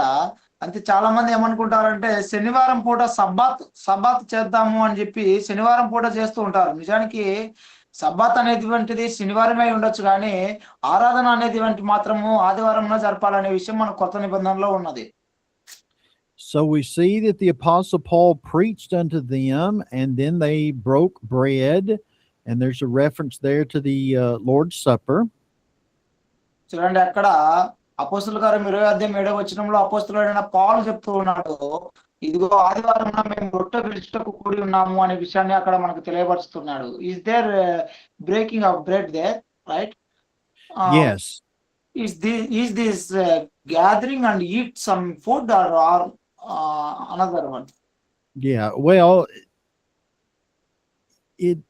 when it says the breaking of bread, it can be taken both ways. Of course, if people are there, and in this case, Paul preached till midnight, they didn't starve. They did eat together. But if they're worshiping also, they did partake of the Lord's Supper. There are other verses that would talk about that. So when it says breaking of bread, it can go both ways, talking about eating and talking about the Lord's Supper. చూడండి, అనేకమైన వచనాలు మనం compare చేసుకున్నప్పుడు కొన్ని వచనాలలో వారు తినడానికి గురించినటువంటి విషయాలు చెప్పబడుతున్నది, కానీ అపోస్తలుడైన పౌలు చెప్తున్నప్పుడు ఇక్కడ రొట్టె విరుచుట గురించి చెప్తున్నాడు, రొట్టె విరుచటం గురించి చెప్తున్నాడు. దాన్ని కంపేర్ చేస్తూ ఇంకొక వచనాలు చదివినప్పుడు అది ఆరాధన విషయం గురించి చెప్పబడుతున్నది. So the facts are that the disciples came together on the first day of the week on Sunday. చూడండి, మొదటి విషయం ఏమిటి గమనించండి, వారు ఆరాధన కూడుకున్నప్పుడు ఆదివారంలో కూడుకున్నారు అనే విషయం మనం గమనించుదాము. The Lord's Supper was part of that, as we talked about. మనం ఆరాధనలో ప్రభరాత్రి భోజనం కూడా భాగమై ఉన్నదనే విషయం మనం చెప్పుకుంటున్నాము. And of course, preaching was part of the assembly, because the అలాగే apostles. బోధించడం అనేది కూడా ఒక భాగమై ఉన్నదనే విషయాన్ని మనం చూసుకుందాం. అంటే వాక్యం బోధించడం అనేది కూడా. Now, what else would they do in a worship service? Let's go to 1 Corinthians chapter 16, verses 1 and 2. 1 అయితే Corinthians ఇప్పుడు 16. మొదటి కొరింథీయులకు రాసిన పత్రిక 16వ అధ్యాయము 1వ వచనాన్ని చదువుకుందాము. ఒకసారి చూడండి.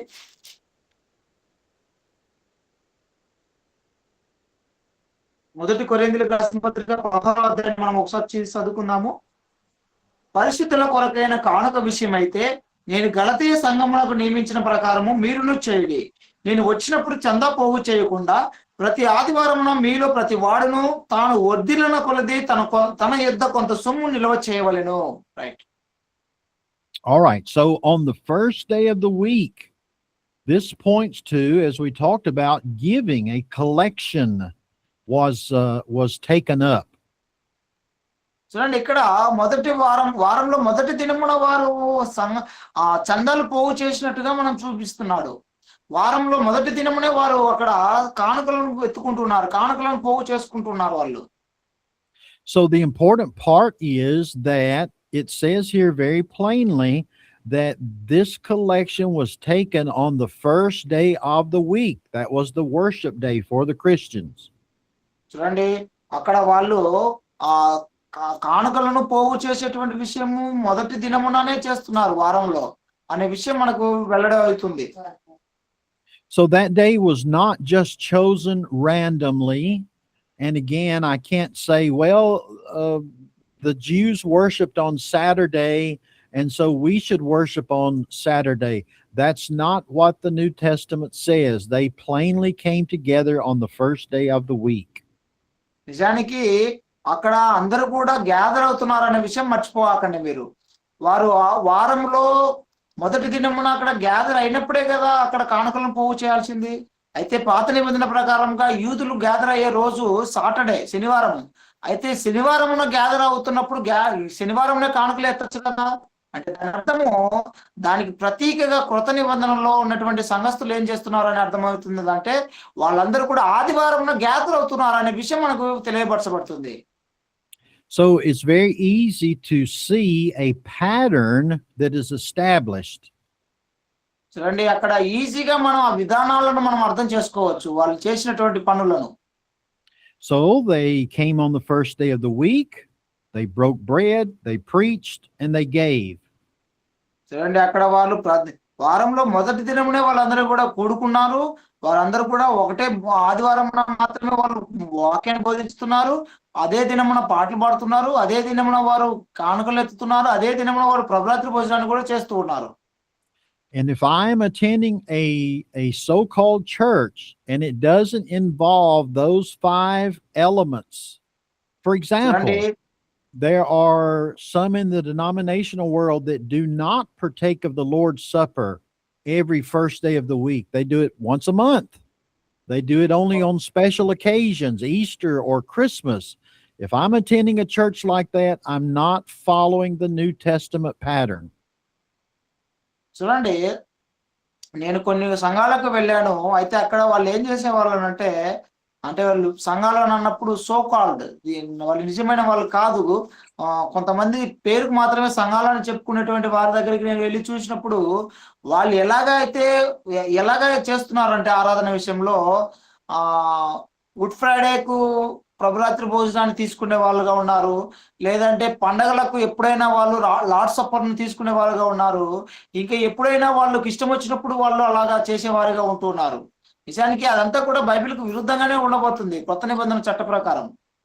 All right, so now that brings us to point number 5. Point number 5. Pull it up. ఇప్పుడు మనము 5వ పాయింట్లోకి మనం వెళ్దాము. All right, and that is that the church sang without musical instruments. The church sang without musical instruments. All right, I want you to ఆరాధన విషయంలో కొత్త నిబంధన సంఘము ఏనాడు కూడా వాయిద్యాలను వాయించినట్లుగా మనకు లేదు. వాళ్ళు ఆరాధన చేశారు కానీ, పాటలు పాడారు కానీ, అక్కడ ఎక్కడ కూడా వాళ్ళు వాయిద్యాలు చూపించినట్లుగా మనకు లేదు. All right, so I want you to read, someone to read 2 verses, Ephesians 5:19 and Colossians 3:16. Read them slowly. Ephesians 5:19, Colossians 3:16.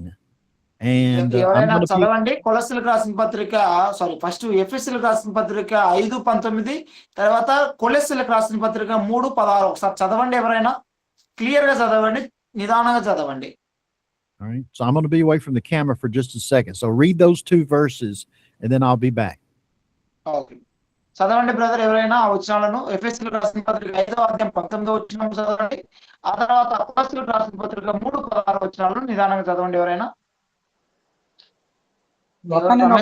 Ramesh brother ఉన్నారా? Brother Ramesh brother.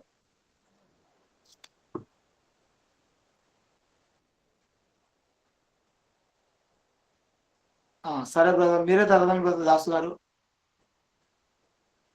ఒకనొకడు కీర్తనలతోనూ సంగీతములతోనూ ఆత్మ సంబంధమైన పాటలతోనూ హెచ్చరించుచు మీ హృదయములలో ప్రభువును గూర్చి పాడుచు కీర్తించుచు.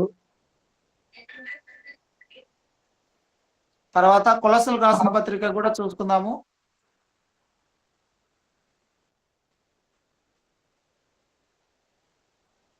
బ్రదర్, కొలస్సీలకు రాసిన పత్రిక 3వ అధ్యాయం 16వ వచనాన్ని కూడా చదువుకుందాం ఒకసారి. సంగీతములతోనూ కీర్తనలతోనూ ఆత్మ సంబంధమైన పద్యములతోనూ ఒకనికి ఒకడు బోధించుచు బుద్ధి చెప్పుచు కృపా సహితముగా మీ హృదయములలో దేవుని గూర్చి గానము చేయొచ్చు. సమస్త విధములైన జ్ఞానంతో క్రీస్తు వాక్యము మీలో సమృద్ధిగా నివసింపనీయుడి. చాలు బ్రదర్, థ్యాంక్ యూ బ్రదర్. చూడండి, ఈ 2 వచనాలు కూడా మనం చదువుకున్నాము. అయితే ఈ 2 వచనాలలో కూడా మనకు ఎక్కడ కూడా వాయిద్యములు అనే విషయం మనకు కనపడడం లేదు.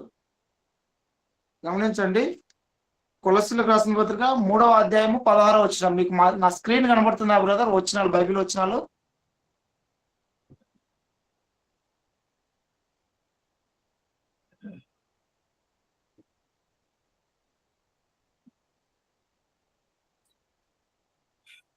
సంగీతములతోనూ కీర్తనలతోనూ ఆత్మ సంబంధమైన పద్యములతోనూ ఒకరినొకడు బోధించుచు బుద్ధి చెప్పుచు కృపా సహితంగా మీ హృదయములలో దేవుని గూర్చి జ్ఞానము చేయొచ్చు. సమస్త విధములైన జ్ఞానముతో క్రీస్తు వాక్యం మీరు సమృద్ధిగా నివసింపనివిడి.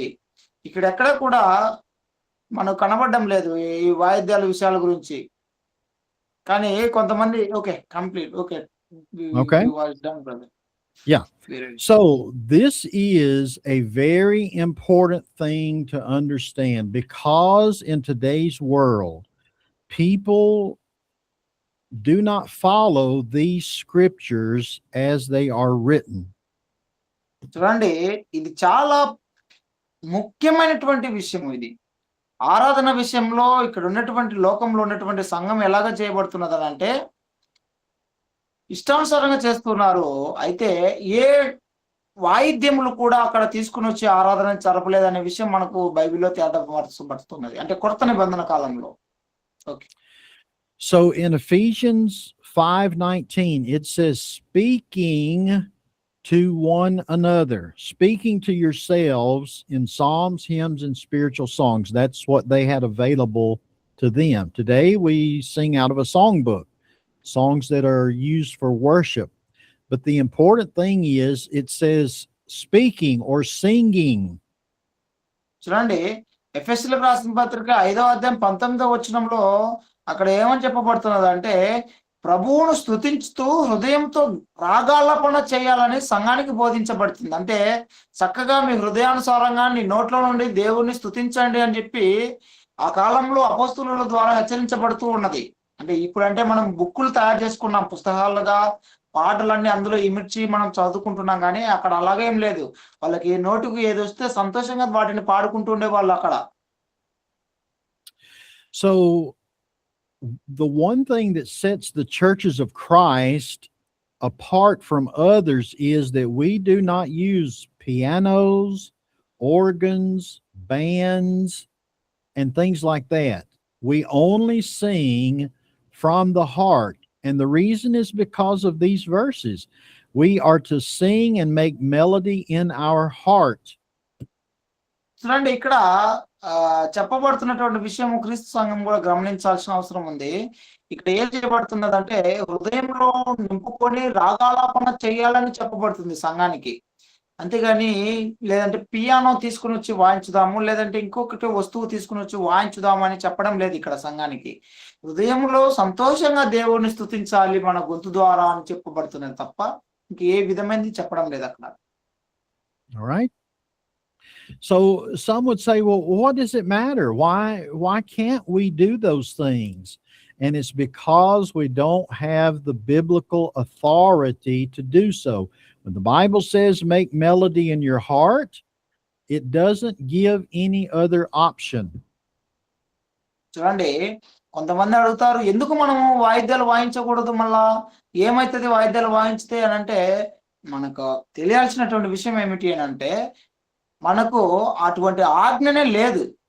మనకి ఇక్కడ కేవలం ఏమని చెప్పబడుతుందంటే హృదయానుసారంగా నీ నోటి ద్వారా లేదంటే నీ హృదయానుసారంగా రాగాలు ఆలాపన చేయాలని దేవుని స్తుతించాలని సంఘానికి బోధించబడుతున్న తప్ప అందులో వాయిద్యాల గురించి ఎక్కడ చెప్పబడలేదు. కాబట్టి మనము ఆ అధికారాన్ని మనము దాటిపోకూడదు. All right. So again, the people are going to ask, well, why can't we do that? The Bible doesn't say you can't use musical instruments. Well, you understand in your own mind, they didn't have pianos in the first century. They didn't have other things that are in use today. Plus, you have to admit it is a big distraction to have those things. God, as we've noticed, wants true worship. He doesn't want entertainment. చూడండి, ముఖ్యమైన విషయాన్ని మనం గమనించినట్లయితే అపోస్తులు ఎప్పటికీ కూడా కొత్త నిబంధనలో ఉన్నటువంటి సంఘస్థులు ఎప్పటికీ కూడా వాయిద్యాలను పియానోలను ఇంకోటి వాయించినట్టుగా మనం చూడలేదు. అలాగే ఇంకొక విషయం ఏమిటంటే ఆ వాయిద్యాలు వాయించినప్పుడు మనం హృదయానుసారంగా దేవుణ్ణి మనం రాగాలాపన చేయలేము. ఎందుకంటే అది మనల్ని అట్రాక్షన్ లోకి వెళ్ళిపోతుంది. అంటే మనల్ని అంతటినీ కూడా మన హృదయాలను అంతటిని కూడా వాయిద్యము మీదికి తీసుకువెళ్ళి మనల్ని అక్కడ కూర్చోబెడుతుంది తప్ప దేవుని స్తుతించడానికి మన హృదయాన్ని నిశ్చయం చేసుకునేటట్లుగా మనం నడిపించబడదు. కాబట్టి సంఘంలో ఈ వాయిద్యాలు లేకుండా ఉండాలనే మనకు దేవుడు ఆ విధంగా చెప్పబడి ఉండలేదు. Okay. All right, so let's notice the New Testament teaches singing. It teaches making melody in your heart. And it teaches singing psalms, hymns, and spiritual songs. It's very important. చూడండి, ఆ హృదయానుసారంగా ఒకరికొకరు బోధించుకోవాలి, ఒకరికొకరు పాడుకోవాలి, ఒకరికొకరు దేవుని స్తుతించట్లుగా పొలుగొల్పుకోవాలని చెప్పబడింది, కానీ పియానోలు వాయించాలని చెప్పబడ్డం లేదు ఇక్కడ.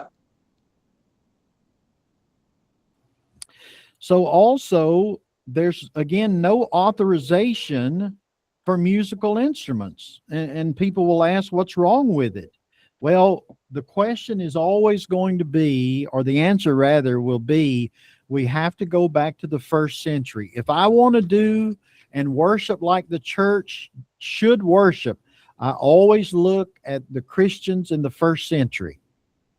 ఎందుకని మనము చేయకూడదు అని ఎవరైనా ఒకవేళ అడిగినట్లయితే మనం వెళ్ళాల్సినటువంటిది ఆదిమ సంఘం ఎలాగ చేసిందో అక్కడికి వెళ్ళాలి, చూడాలి.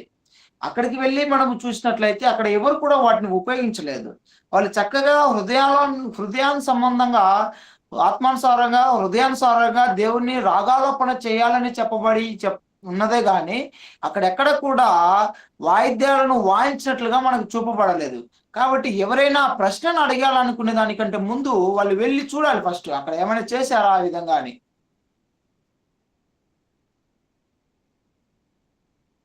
Remember, Colossians 3:17 tells us whatever we do in the name of the Lord.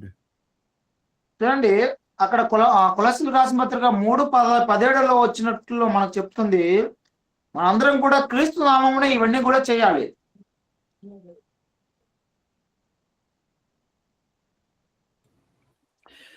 Let's see.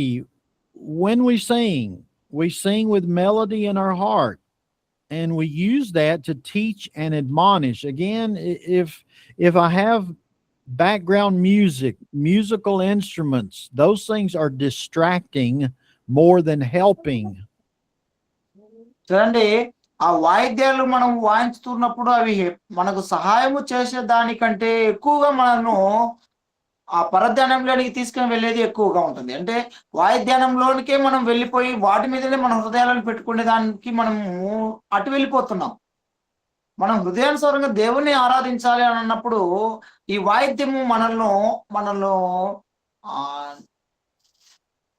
చెరిపేసే విధంగా ఉన్నది మన హృదయాలను. అంటే దేవునికి ఇష్టంగా మనం వెళ్ళే విధానంలో ఇది మనల్ని డిస్అట్రాక్షన్ లకి తీసుకెళ్తుంది. And so I cannot add to what the Bible tells us to do. We don't have that ability to do that. The moment I add to what the apostles say how we should worship, that's when I'm worshiping not in truth, but I'm worshiping falsely. చూడండి, మనం అందరం కూడా బైబిల్లో ఉన్నటువంటి ఆరాధన ప్రకారమే జరుపుకోవాలి. అంటే వాళ్ళు ఏం చేశారో ఆ విధంగానే మనం చేయాలి. మనం వేరేది ఇంకేది చేయడానికి మనకు లేదు, అధికారం లేదు. All right, so now that brings us to our final point number 6. మనం 6వ అంశాన్ని మనం చదువుకుందాము, which is really something we've been talking about this whole lesson, that the church worshiped simply according to New Testament authority. చూడండి, మనకు చెప్పబడుతున్నటువంటి విషయం మనం జాగ్రత్తగా ఆలోచన చేసినట్లయితే సంఘము క్రొత్త నిబంధన అధికారం ప్రకారంగా సరళంగా ఆరాధించాలని అని చెప్పబడుతున్నది. So I hope through this lesson that we have shown that the church there was teaching and preaching. చూడండి again brother. And I hope that we have shown that, number one, the church engaged, or they were engaged in, or during their worship, there was teaching and preaching. చూడండి, మనము ఈ ఈ అంశంలో మనం ఈ రోజు పాఠంలో మనం చూస్తున్నది బాగానే గమనించినట్లయితే అక్కడ బోధించినట్లుగా, టీచింగ్ చేసినట్లుగా ఉన్నది, అలాగే ప్రీచింగ్ చేసినట్లుగా ఉన్నది. బోధించడము, టీచింగ్, బోధించడము, And నేర్పించడం. Teaching and preaching, yeah. And we've read these verses already, so we don't have to read them again. But Acts 20 and verse 7 says, Paul preached unto them. So we know that was part of the worship. Again, brother, sorry, I didn't. In Acts chapter 20 and verse 7, the verse says that Paul, the apostle, preached unto them. So obviously preaching was part of the worship. చూడండి, అపోస్తుల కార్యములు 20:7 వచనంలో అపోస్తులుడైన పౌలు సంఘానికి బోధిస్తూ ఉన్నాడు. అంటే ఇలా ఆరాధన విషయంలో నడిపించడము, టీచింగ్ చేయడం కూడా ఒక పార్ట్ అయి ఉన్నది, ఒక భాగం అయి ఉన్నది అనే విషయాన్ని మనం తెలుసుకోవాలి. In Acts 2 and verse 42, as we read, prayer was part of the worship. It says they continued in prayers. So that's part of the worship. అలాగే అపోస్తుల కార్యములు 2:47 వచనంలో మనం చూసినట్లయితే అక్కడ ప్రార్థన చేయడం అనేది కూడా ఉన్నది. దాన్ని మనం గమనించినట్లయితే ఆరాధన విషయంలో ప్రార్థన చేయడం కూడా చాలా ముఖ్యం. And as we have noticed, there was singing. Ephesians 5:19 says, singing and making melody in your heart to the Lord. So there was singing as part of the worship. చూడండి, ఎఫెసీ రాసిన పత్రిక 5:19, కొలస్సీలకు రాసిన పత్రిక 3:16 మనం వచనాలను చూసినప్పుడు ఆ పాటల ద్వారా కూడా దేవుణ్ణి గణపరచాలని అన్నప్పుడు ఆరాధనలో పాటలు పాడడం కూడా ఒక భాగమై ఉన్నది అనే విషయం మనం గుర్తుంచుకోవాలి. And they partook of the Lord's Supper every first day, not just special occasions, but they remembered the Lord's body and his blood every single Sunday, according to Acts chapter 20 and verse 7. చూడండి, అపోస్తుల కార్యములు 20:7 వచనాన్ని బట్టి మనం చూసినట్లయితే వాళ్ళందరూ కూడా సమావేశమైనప్పుడు, వాళ్ళందరూ కూడా గ్యాదర్ అయినప్పుడు క్రీస్తు ప్రభు వారి యొక్క శరీరాన్ని కూడా విడుస్తున్నారు. అంటే వాళ్ళు జ్ఞాపకం చేసుకుంటున్నారు క్రీస్తు ప్రభు వారి యొక్క మరణాన్ని. మనం దాన్ని కంపేర్ చేసి కొరింథీ పత్రికలు చూసుకున్నట్లయితే పౌలు క్రీస్తు ప్రభు వారి యొక్క శరీరాన్ని జ్ఞాపకం చేస్తున్నాడు అక్కడ. అంటే ఆరాధన విషయంలో క్రీస్తు మరణాన్ని కూడా మనం జ్ఞాపకం చేసుకోవాలి. అయితే అది ఎప్పుడు చేసుకోవాలంటే వాళ్ళు గ్యాదర్ అయింది ఆదివారం గ్యాదర్ అవుతున్నారు. సో ఆదివారం వాళ్ళందరూ కూడా వారంలో మొదటి దినం వాళ్ళందరూ కూడా కూడి ఉన్నప్పుడు ప్రభురాత్రి భోజనాన్ని జరిపిస్తున్నారు. కాబట్టి మనం ఆరాధన విషయంలో ప్రభురాత్రి భోజనమును ఆదివారం జరపాల్సిన అవసరం మనకున్నది. మిగతా పండుగలకో పబ్బాలకో లేకుంటే ఇంకెప్పుడో చేయకూడదు. కేవలం ఆదివారం మాత్రం మనం జరపాల్సిన అవసరం ఉంది. And then we notice that each and every Sunday they gave as they had been prospered on the first day of the week, according to the Apostle Paul. చూడండి, అపోస్తులైన పౌలు చెప్తున్నటువంటి మాటను బట్టి చూస్తే వాళ్ళు ఆదివారం కూడి ఉన్నప్పుడు వాళ్ళందరూ కూడా కానుకలు వేసేవారిగా ఉన్నారు. కాబట్టి మనం కూడా వారంలో మొదటి దినం మనం కూడా కానుకలు వేయాల్సిన అవసరం ఉంది. So we see that these acts of worship are very simple, but it doesn't mean they're not important, and it doesn't mean that we can skip some of them. We have to do all of them, but that's the way that God's pattern has always been, simple. చూడండి, ఈ పద్ధతులను అన్నిటిని మనం చూసినప్పుడు ఇది చాలా simple గా కనబడుతుంది. కానీ దాని అర్థము అది చాలా మనం దాన్ని నెగ్లెక్ట్ చేయాలని చెప్పబడడం లేదు. అంటే అది చూడడానికి చాలా ఈజీగానే కనబడుతుంది, కానీ దాని యొక్క పనులు చాలా ముఖ్యమైనట్టుగా ఉన్నాయి. అవన్నీ కూడా చాలా జాగ్రత్తగా మనం చేయాలి. అంటే కొంతమంది దాన్ని నెగ్లెక్ట్ చేస్తుంటారు, స్కిప్ చేస్తుంటారు, ఎగరగొడుతూ ఉంటూ ఉంటారు. ఇది లేకపోతే మళ్ళీ ఇది చేయకపోతే మళ్ళీ ఏం కాదులే అని. కానీ అది చాలా ఈజీగా ఉన్నప్పటికి కూడా అది చాలా బలమైనవిగా ఉన్నాయి కాబట్టి వాటిని మనం ఖచ్చితంగా పాటించాల్సిన అవసరం ఉంది సంఘం. And it has to be spiritual, it has to be reverent, and it has to be according to the truth. చూడండి, ఇవన్నీ కూడా ఆత్మ సంబంధంగా ఉండాలి. ఇదంతా కూడా రెఫరెన్స్ చూపించే విధంగా ఆజ్ఞ వచనాల ప్రకారంగా ఉండాలి. అలాగే అవన్నీ కూడా సత్యం ప్రకారంగా ఉండాలి. God knows how he wants to be worshiped, and he has told us in his word how he wants to be worshiped. And I, as man, as human, can't change or rearrange the worship. I have to worship as they did because they did it as God told them. చూడండి, మనుషులకి ఇష్టం వచ్చినట్లుగా ఆరాధన చేయకూడదు అనే విషయం మనం గమనించుకుంటూ, దేవునికి తెలుసు ఎలాగా మనం దేవుడు ఆరాధనలో పొందుకుంటున్నాడో, లేదంటే మనుషులు ఏ విధంగా అయితే ఆరాధన చేయాలనే విషయము దేవుడికి బాగా తెలుసు. అందుకే అపోస్తలుల ద్వారా వాళ్ళు చేసినటువంటి వాళ్ళ పనులన్నిటిని కూడా మనకు చూపించి బైబిల్ గ్రంథంలో లిఖితపూర్వకంగా తెలుపబడి ఉంచి ఉన్నాడు. అయితే వాటిని మనం అనుసరించుతూ జీవించినట్లయితే మనం చక్కగా ఆరాధన జరిపిన వారుగా ఉంటాం. So every time that we go to worship, we have to ask, did Jesus authorize it? Did the apostles authorize it? Is it in the New Testament? So did Jesus authorize it? Did the apostles authorize it? And is it in the New Testament? చూడండి, నువ్వు ఎప్పుడైనా సంఘంలో ఆరాధనకు వెళ్ళినప్పుడు తెలుసుకోవాల్సిన ప్రశ్నలు ఏమిటంటే, ఇది నిజంగా దేవుని యొక్క అధికారంలో ఉన్నదా, లేదా ఇది నిజంగా క్రీస్తు యొక్క అధికారంలో ఉన్నదా, ఇంకా ఇది ప్రభు అపోస్తలుల యొక్క అధికారంలో ఇది ఉన్నదా అని చెప్పి నువ్వు ఇవన్నీ కూడా ఆలోచన చేసుకుంటూ ఆరాధన జరపాల్సిన అవసరం ఉంది. So if I want to be a true church and worship in spirit and in truth, I have to worship the way that the New Testament tells me to worship, not the way that man wants to worship, because what I want to do doesn't always mean it's what God wants me to do. చూడండి, నువ్వు ఒకవేళ నిజమైన ఆరాధన జరుపుకోవాలని అంటే, నిజమైన సంఘంలో ఉండాలి అని అనుకున్నట్లయితే, మనం ఇవన్నిటిని అనుసరించి చేసినప్పుడు మనం జాగ్రత్తగా చేసినట్టుగా ఉన్నాము. నిజానికి ఈ కొత్త నిబంధన ఆరాధన ఎలాగా జరిగిందో దానిని నువ్వు గుర్తు చేసుకోవాల్సిన అవసరం ఉంది. ఈ కొత్త నిబంధన ఆరాధనలో ఈ విధంగా చేయబడిందంటే మనం ఆ విధంగా చేద్దాం. ఎందుకంటే నాకు అధికారం లేదు, నీకు అధికారం లేదు, ఎవరికి కూడా ఈ విధానాలను మార్చడానికి అధికారం లేదు. కేవలము అపోస్తలులు చేసినటువంటి విధానంలో మాత్రమే మనం ఆరాధనలు జరపాల్సిన అవసరం ఉంది. All right. Any questions or comments? ఏమైనా ప్రశ్నలు ఉన్నాయా, లేదంటే దీని గురించి ఏమైనా చెప్పాలని అనుకుంటున్నారా? Now's the time. బ్రదర్ ఒక డౌట్. బ్రదర్, ఇప్పుడు అపోస్తలుల కార్యాలు 2వ అధ్యాయం 42వ వచనంలో రొట్టె విరుచుటకు అదే రొట్టె విరిచిరి అనేటువంటి మాట ఉంది కదండి. అపోస్తల బోధ ఎందును సహవాసం అందును రొట్టె విరుచుట ఎందును.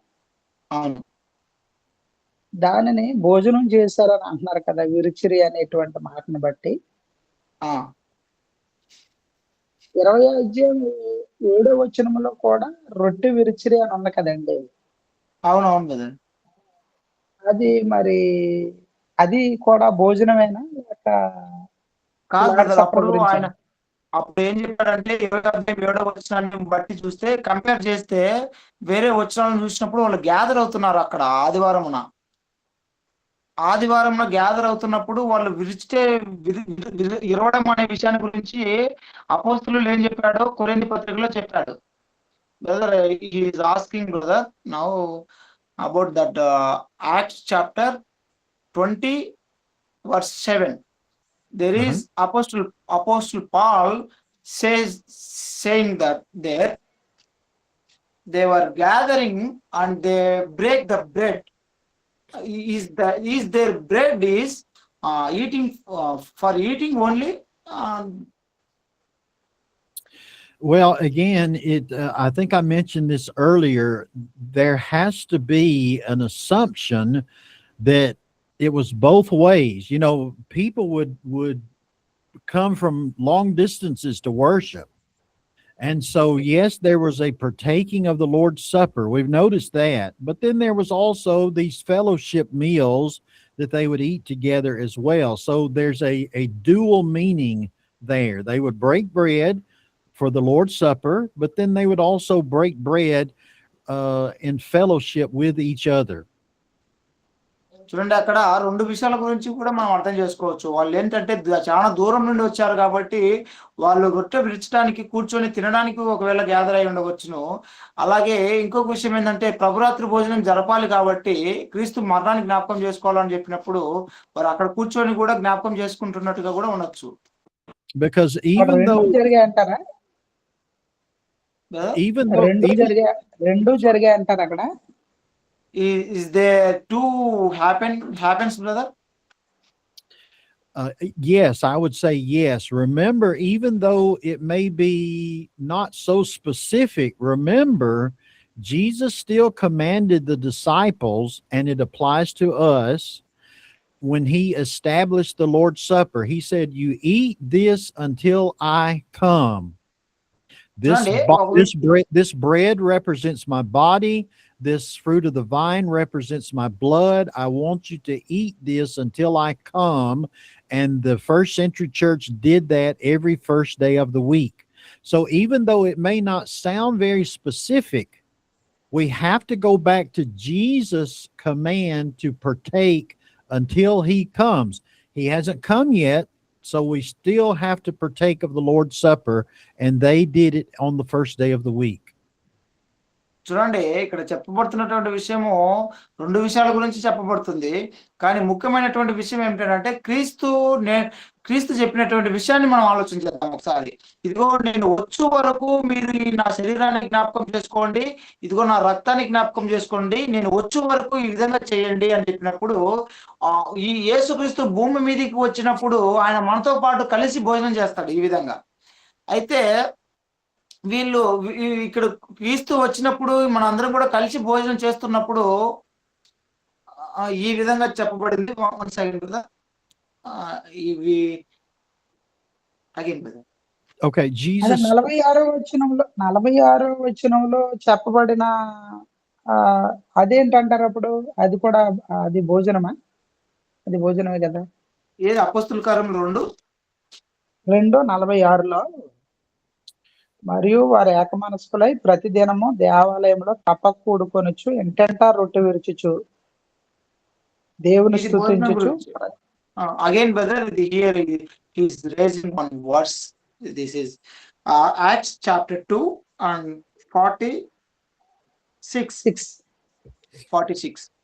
Okay. There is a verse. Another reference about breaking bread together. Yes. Yeah.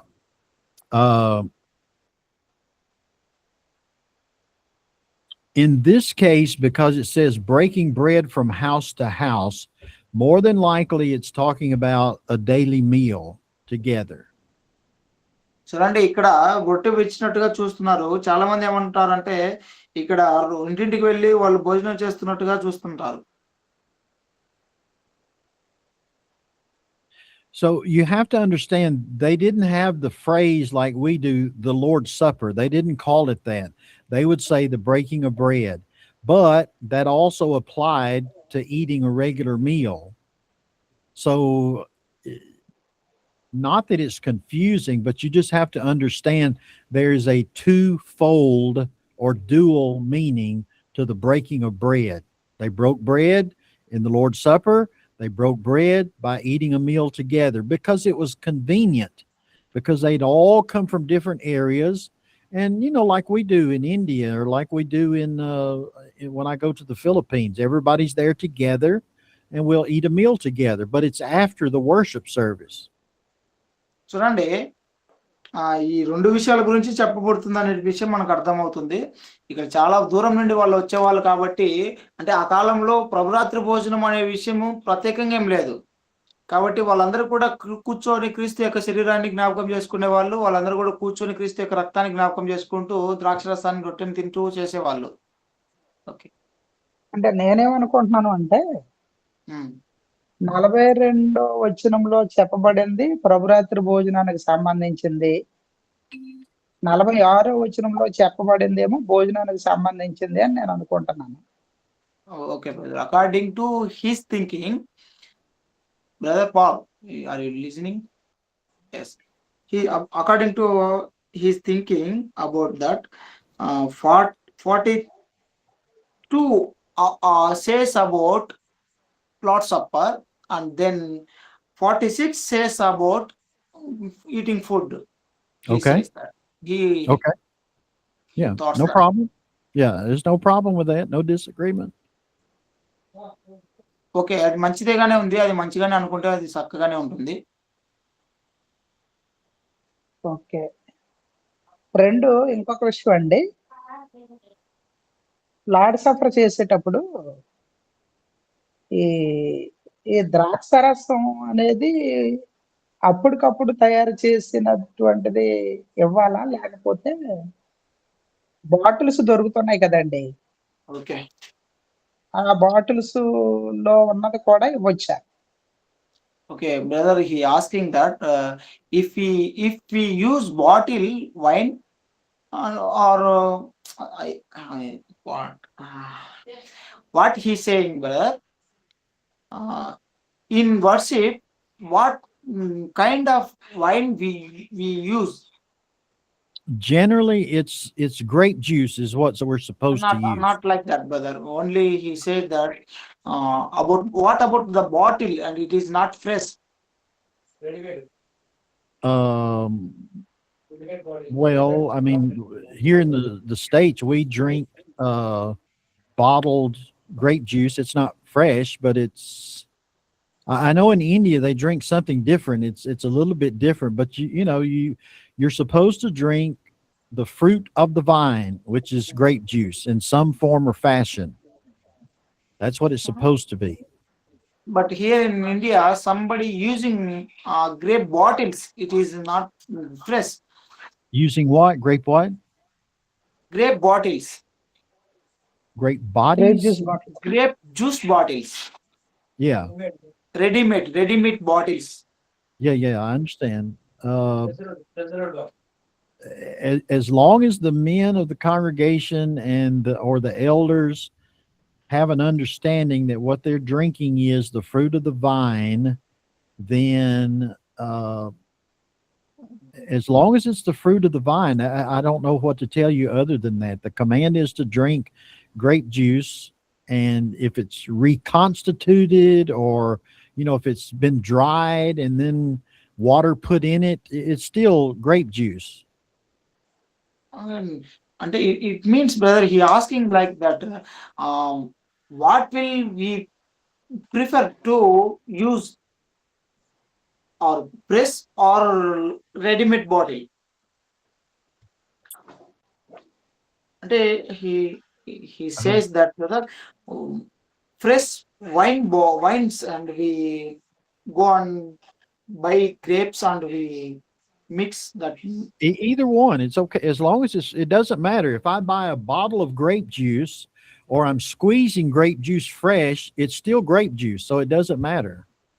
Okay. It's a fruit of the vine. Yeah. అర్థమైనా బ్రదర్? చెప్పండి బ్రదర్. అర్థమైంది కదా. అంటే ఏదైనా కూడా ద్రాక్ష రసమే. అది ఒకవేళ ఫ్రెష్ గా ఉన్నా కూడా, ఒకవేళ బాటిల్లో పెట్టి అమ్ముతున్నా కూడా, అది అంతా కూడా ద్రాక్ష రసమే అంటున్నాడు. Not everybody has access to fresh grapes. We don't squeeze grapes every Sunday. We use a bottle of grape juice. అంటే చాలా మందికి అది వీలు పడదు కదా. ద్రాక్షలు తీసుకుని వచ్చి దాన్ని పిండడము, దాన్ని చేయడము అంతా కూడా వీలు పడదు కదా. అది మనం కొనుక్కొని రావచ్చు. అదే ఇది కాదంటున్నాడు. Okay. All right. Let me go back to the breaking of bread. If every scripture you think it means that they're just eating a meal together, and it never means that you are partaking the Lord's Supper, then there's no evidence. You take away all the evidence that they partook of the Lord's Supper. So you can't say every time that it says they broke bread that was just a regular meal, because if you do that, then there's no evidence that they partook of the Lord's Supper. You see what I'm saying? అనేక Does that వచనాలు make మనకు ప్రభురాత్రి భోజనం గురించి చెప్పబడి ఉండడం లేదు. అవన్నీ కూడా భోజనం గురించి, వాళ్ళు తినడానికి గురించి, కూర్చొని ఒకరికొకరు మాట్లాడుకోవడానికి గురించి చెప్పబడుతున్నట్టుగా మనం చూస్తాము. So you have to understand that when it talks about breaking of the bread, again, there's a twofold meaning that they had to partake the Lord's Supper, and they probably ate a meal together. Because if చూడండి, you say, 2 oh, విషయాల no, గురించి if మనం they, అర్థం చేసుకోవాలి. okay, వాళ్ళు ఒకసారి వాళ్ళు కూర్చుంటున్నారంటే అక్కడ వాళ్ళందరూ కూడా గ్యాదర్ అవుతున్నారంటే వాళ్ళు తినడానికి కూడా కావాల్సిన అవసరం ఉంది. అలాగే వాళ్ళు ప్రభురాత్రి భోజనాన్ని కూడా జ్ఞాపకం చేసుకోవాల్సిన అవసరం ఉంది.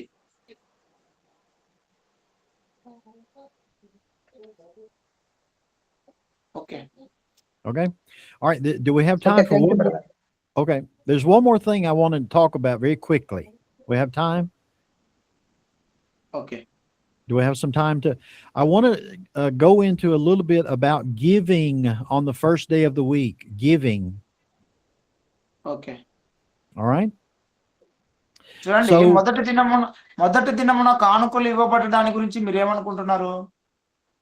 So we've established that they gave on the first day of the week. So what is giving? Giving is taking money out of your pocket to give for the work of the church. చూడండి, నువ్వు కానుకలు ఇస్తున్నావు మొదటి దినమున అంటే దాని అర్థము నీ చేత్తో తీసుకొని ఇదిగో నీ జోబులో పెట్టుకో, నీ ఖర్చుకు పెట్టుకో అని ఇస్తున్నట్ట, లేదంటే సంఘానికి అవసరం ఉంది కాబట్టి సంఘానికి వాడుకో అని అన్నట్ట. Now, nobody likes to talk about giving. Nobody likes to talk about giving. I know that's a bad subject for a lot of churches. చూడండి, చాలా మంది ఇవ్వడం గురించి, కానుకల గురించి చాలా ఇష్టపడే వాళ్ళుగా ఉండరు. అది చాలా బాధంగా ఉంటది కొంతమందికి బోధించినప్పుడు. But I have been to many churches where people will say something like, well, I'm poor, so I can't give. చూడండి, చాలా మంది నేను వెళ్ళినప్పుడు చూస్తాను, అందరూ ఏమంటారంటే నేను చాలా పేదవాడిని, చాలా చిన్న బీద స్థితిలో ఉన్నాను కాబట్టి నేను ఇవ్వలేను అని చెప్తూ ఉంటారు కొంతమంది. But we have to understand, for those who are preachers and for those who are members who are watching this class, that just because I am poor, it doesn't give me an excuse not to give. I have to give. It is a command of God to give on the first day of the week. చూడండి, మన దగ్గర ఉన్నప్పటికీ లేనప్పటికీ మనం దేవునికి ఇవ్వాలి అనేటువంటి ఆజ్ఞను దేవుడి దగ్గర మనం పొందుకొని ఉన్నాం కాబట్టి దేవుడిని సంతోషపరచడానికి మనం ఖచ్చితంగా కావాల్సిన కానుకలు ఇవ్వాల్సిన వారిగా ఉన్నాము. Jesus would talk about the widow who was giving on one occasion and said that she had no money and she gave everything that she had, and she gave on 2 of the smallest coins in their currency, and Jesus said she had given more than anybody else because it came from the heart. చూడండి, అక్కడ యేసుక్రీస్తు మనకు విధవరాల గురించి పరిచయం చేస్తున్నాడు. ఆ విధవరాలకి ఏమీ లేకపోయినా కూడా తన హృదయంలో నిశ్చయించుకొని తమకున్నటువంటి సంపాదన అంతా కూడా తీసుకొని వచ్చి వేసింది. అప్పుడు ఆమె పొగడబడుతున్నది యేసుక్రీస్తు ద్వారా. But giving is as much a part of worship as singing, as preaching, as praying. Giving has to be done. I cannot use the excuse, well, I'm poor, I'm broke, I don't have any money to give. I still have to give. చూడండి, ఇవ్వడము, ప్రార్థన చేయడము, పాటలు పాడడము, దేవుని వాక్యం వినడము, ఇవన్నీ కూడా ఆరాధనలో ఒక భాగాలై ఉన్నాయి. ఒకవేళ మనము ఇందు విషయంలో మనము మినహాయించబడతామని అనుకోకూడదు. అంటే ఇది చేయకపోతే మళ్ళీ అనే దానికి లేదు. ఖచ్చితంగా మనం చేయవలసిన వారిగానే ఉన్నాము. Because it doesn't matter what you give as long as it's from the heart. I can give 1,000 rupees or I can give 1 rupee as long as it's from the heart. But I cannot use the excuse, I'm poor, I don't have money to give, because it is a command to give. చూడండి, ఇవ్వడం గురించి హృదయంలో నుండి రావాలని చెప్తున్నాడు ఇక్కడ. అంటే నువ్వు ఎంత ఇస్తున్నావో, ఈ వేలు ఇస్తున్నావో, లేదంటే రూపాయలు కొంచెం కొంచెం తక్కువగానే ఇస్తున్నావో అది ఏమో కానీ ఇవి ఇవ్వాలనేటువంటి ఆజ్ఞ మాత్రం నీకు ఇవ్వబడినది కాబట్టి హృదయానుసారంగా నువ్వు ఎంతో కొంత దేవునికి ఇవ్వాల్సిన వాడిగానే ఉన్నావు. And again, I know it's a very difficult subject because there are a lot of people in India that don't have much money, but every time that we give, it's the foundation of the work of the church. చూడండి, చాలా భారతదేశంలో ఉన్నటువంటి వారికి కానుకలు ఇచ్చే విషయంలో కొంచెం ఒకవేళ పేదవాళ్ళుగా అనిపించవచ్చును గానీ, వాళ్ళు ఖచ్చితంగా ఇవ్వాలి. ఎందుకంటే దేవుడి ద్వారా మనం ఆజ్ఞాపించబడుతున్నాము. ఇదంతా కూడా సంఘం యొక్క పునాది కోసం, లేదంటే సంఘం యొక్క అభివృద్ధి కోసం వాడబడుతున్నటువంటి ఒక ప్రక్రియ. If we don't give, we cannot do benevolent work as a church. We can't give to the poor if the congregation doesn't give. చూడండి, సంఘము ఒకవేళ కానుకలు ఇవ్వకపోతే సంఘంలో ఉన్నటువంటి పేదలను మనం ఆదుకోలేము, సంఘం యొక్క అవసరాలు మనం తీర్చుకోలేము. If we don't give, we can't go out and evangelize and buy a Bible to give people. And so that's another thing about, if I don't give to my local congregation, I'm penalizing because I'm not allowing the church to purchase materials to give out to people that we're trying to teach. చూడండి, ఒకవేళ సంఘంలో కానుకలు కనుక ఇవ్వలేకపోయినట్లయితే సంఘంలో ఉన్నటువంటి సేవకులు వెళ్ళి సువార్తను ప్రకటించలేరు కదా. వాళ్ళ పరిచర్యకు కావాల్సిన ఖర్చులు ఉంటాయి కదా. అవన్నీ కూడా సంఘం భరించాలన్నప్పుడు మనం కానుకలు ఇవ్వాలి. కొన్నిసార్లు నేను ఒకవేళ ఏదైనా పాఠాలు తయారు చేసుకొని ఎదుటి వాళ్ళకు బోధించాలని అనుకున్నప్పుడు పాఠాలకు కావాల్సినటువంటి ఖర్చులు కూడా మనకు ఇవ్వాలి కదా సంఘము. కాబట్టి సంఘముకు మనము కానుకలు ఇస్తేనే ఆ సంఘం మనకు సేవకులకు ఖర్చు పెడుతుంది, వాళ్ళు అవసరాలకు అవి జరగబడుతున్నాయి. If we don't give, we can't pay the electricity to run the fans to keep us cool in the church building. We can't pay the preacher. And so if we don't give, everything falls down and collapses. That's why it's important to give. ఒకవేళ మనము కానుకలు ఇవ్వలేకపోతే మనం ఏమవుతుందంటే సంఘాన్ని అభివృద్ధి చేయలేము. సంఘంలో రాబోతున్నటువంటి సేవకులను మనం ఎంకరేజ్ చేయని వారుగానే ఉంటాం కానుకలు ఇవ్వకపోతే. ఎందుకంటే వారి ఖర్చులకు, లేదంటే సంఘంలో ఉన్నటువంటి సేవకుల అవసరాలకు మనము ఇస్తూ ఉంటేనే వారు ఎంకరేజ్ అవుతూ ఉంటారు. ఇలా మనం కానుకలు ఇవ్వలేక పక్షంలో మనకి ఏమవుతుందంటే మొత్తం కూడా కొలాప్స్ అయిపోతుంది, అక్కడ ఆగిపోతుంది అంతే. In Matthew 6 and verse 33, Jesus says, "Seek first the kingdom, and all these things shall be added unto you." And he's talking about food, clothing, shelter. చూడండి, ఆదికాండం మత్తయి సువార్త 6వ అధ్యాయంలో యేసుక్రీస్తు చెప్తాడు కదా, ఇదిగో మొదటగా నా నీతిని, నా రాజ్యాన్ని ఎత్తుకండి, మీ తర్వాత మీకు ఏం కావాలో అవన్నీ కూడా ఇస్తాడు అని చెప్పాడు కదా. Let me write something down and then I'll finish.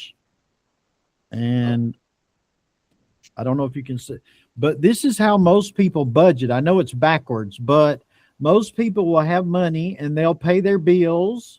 They'll help the family with food and things like that.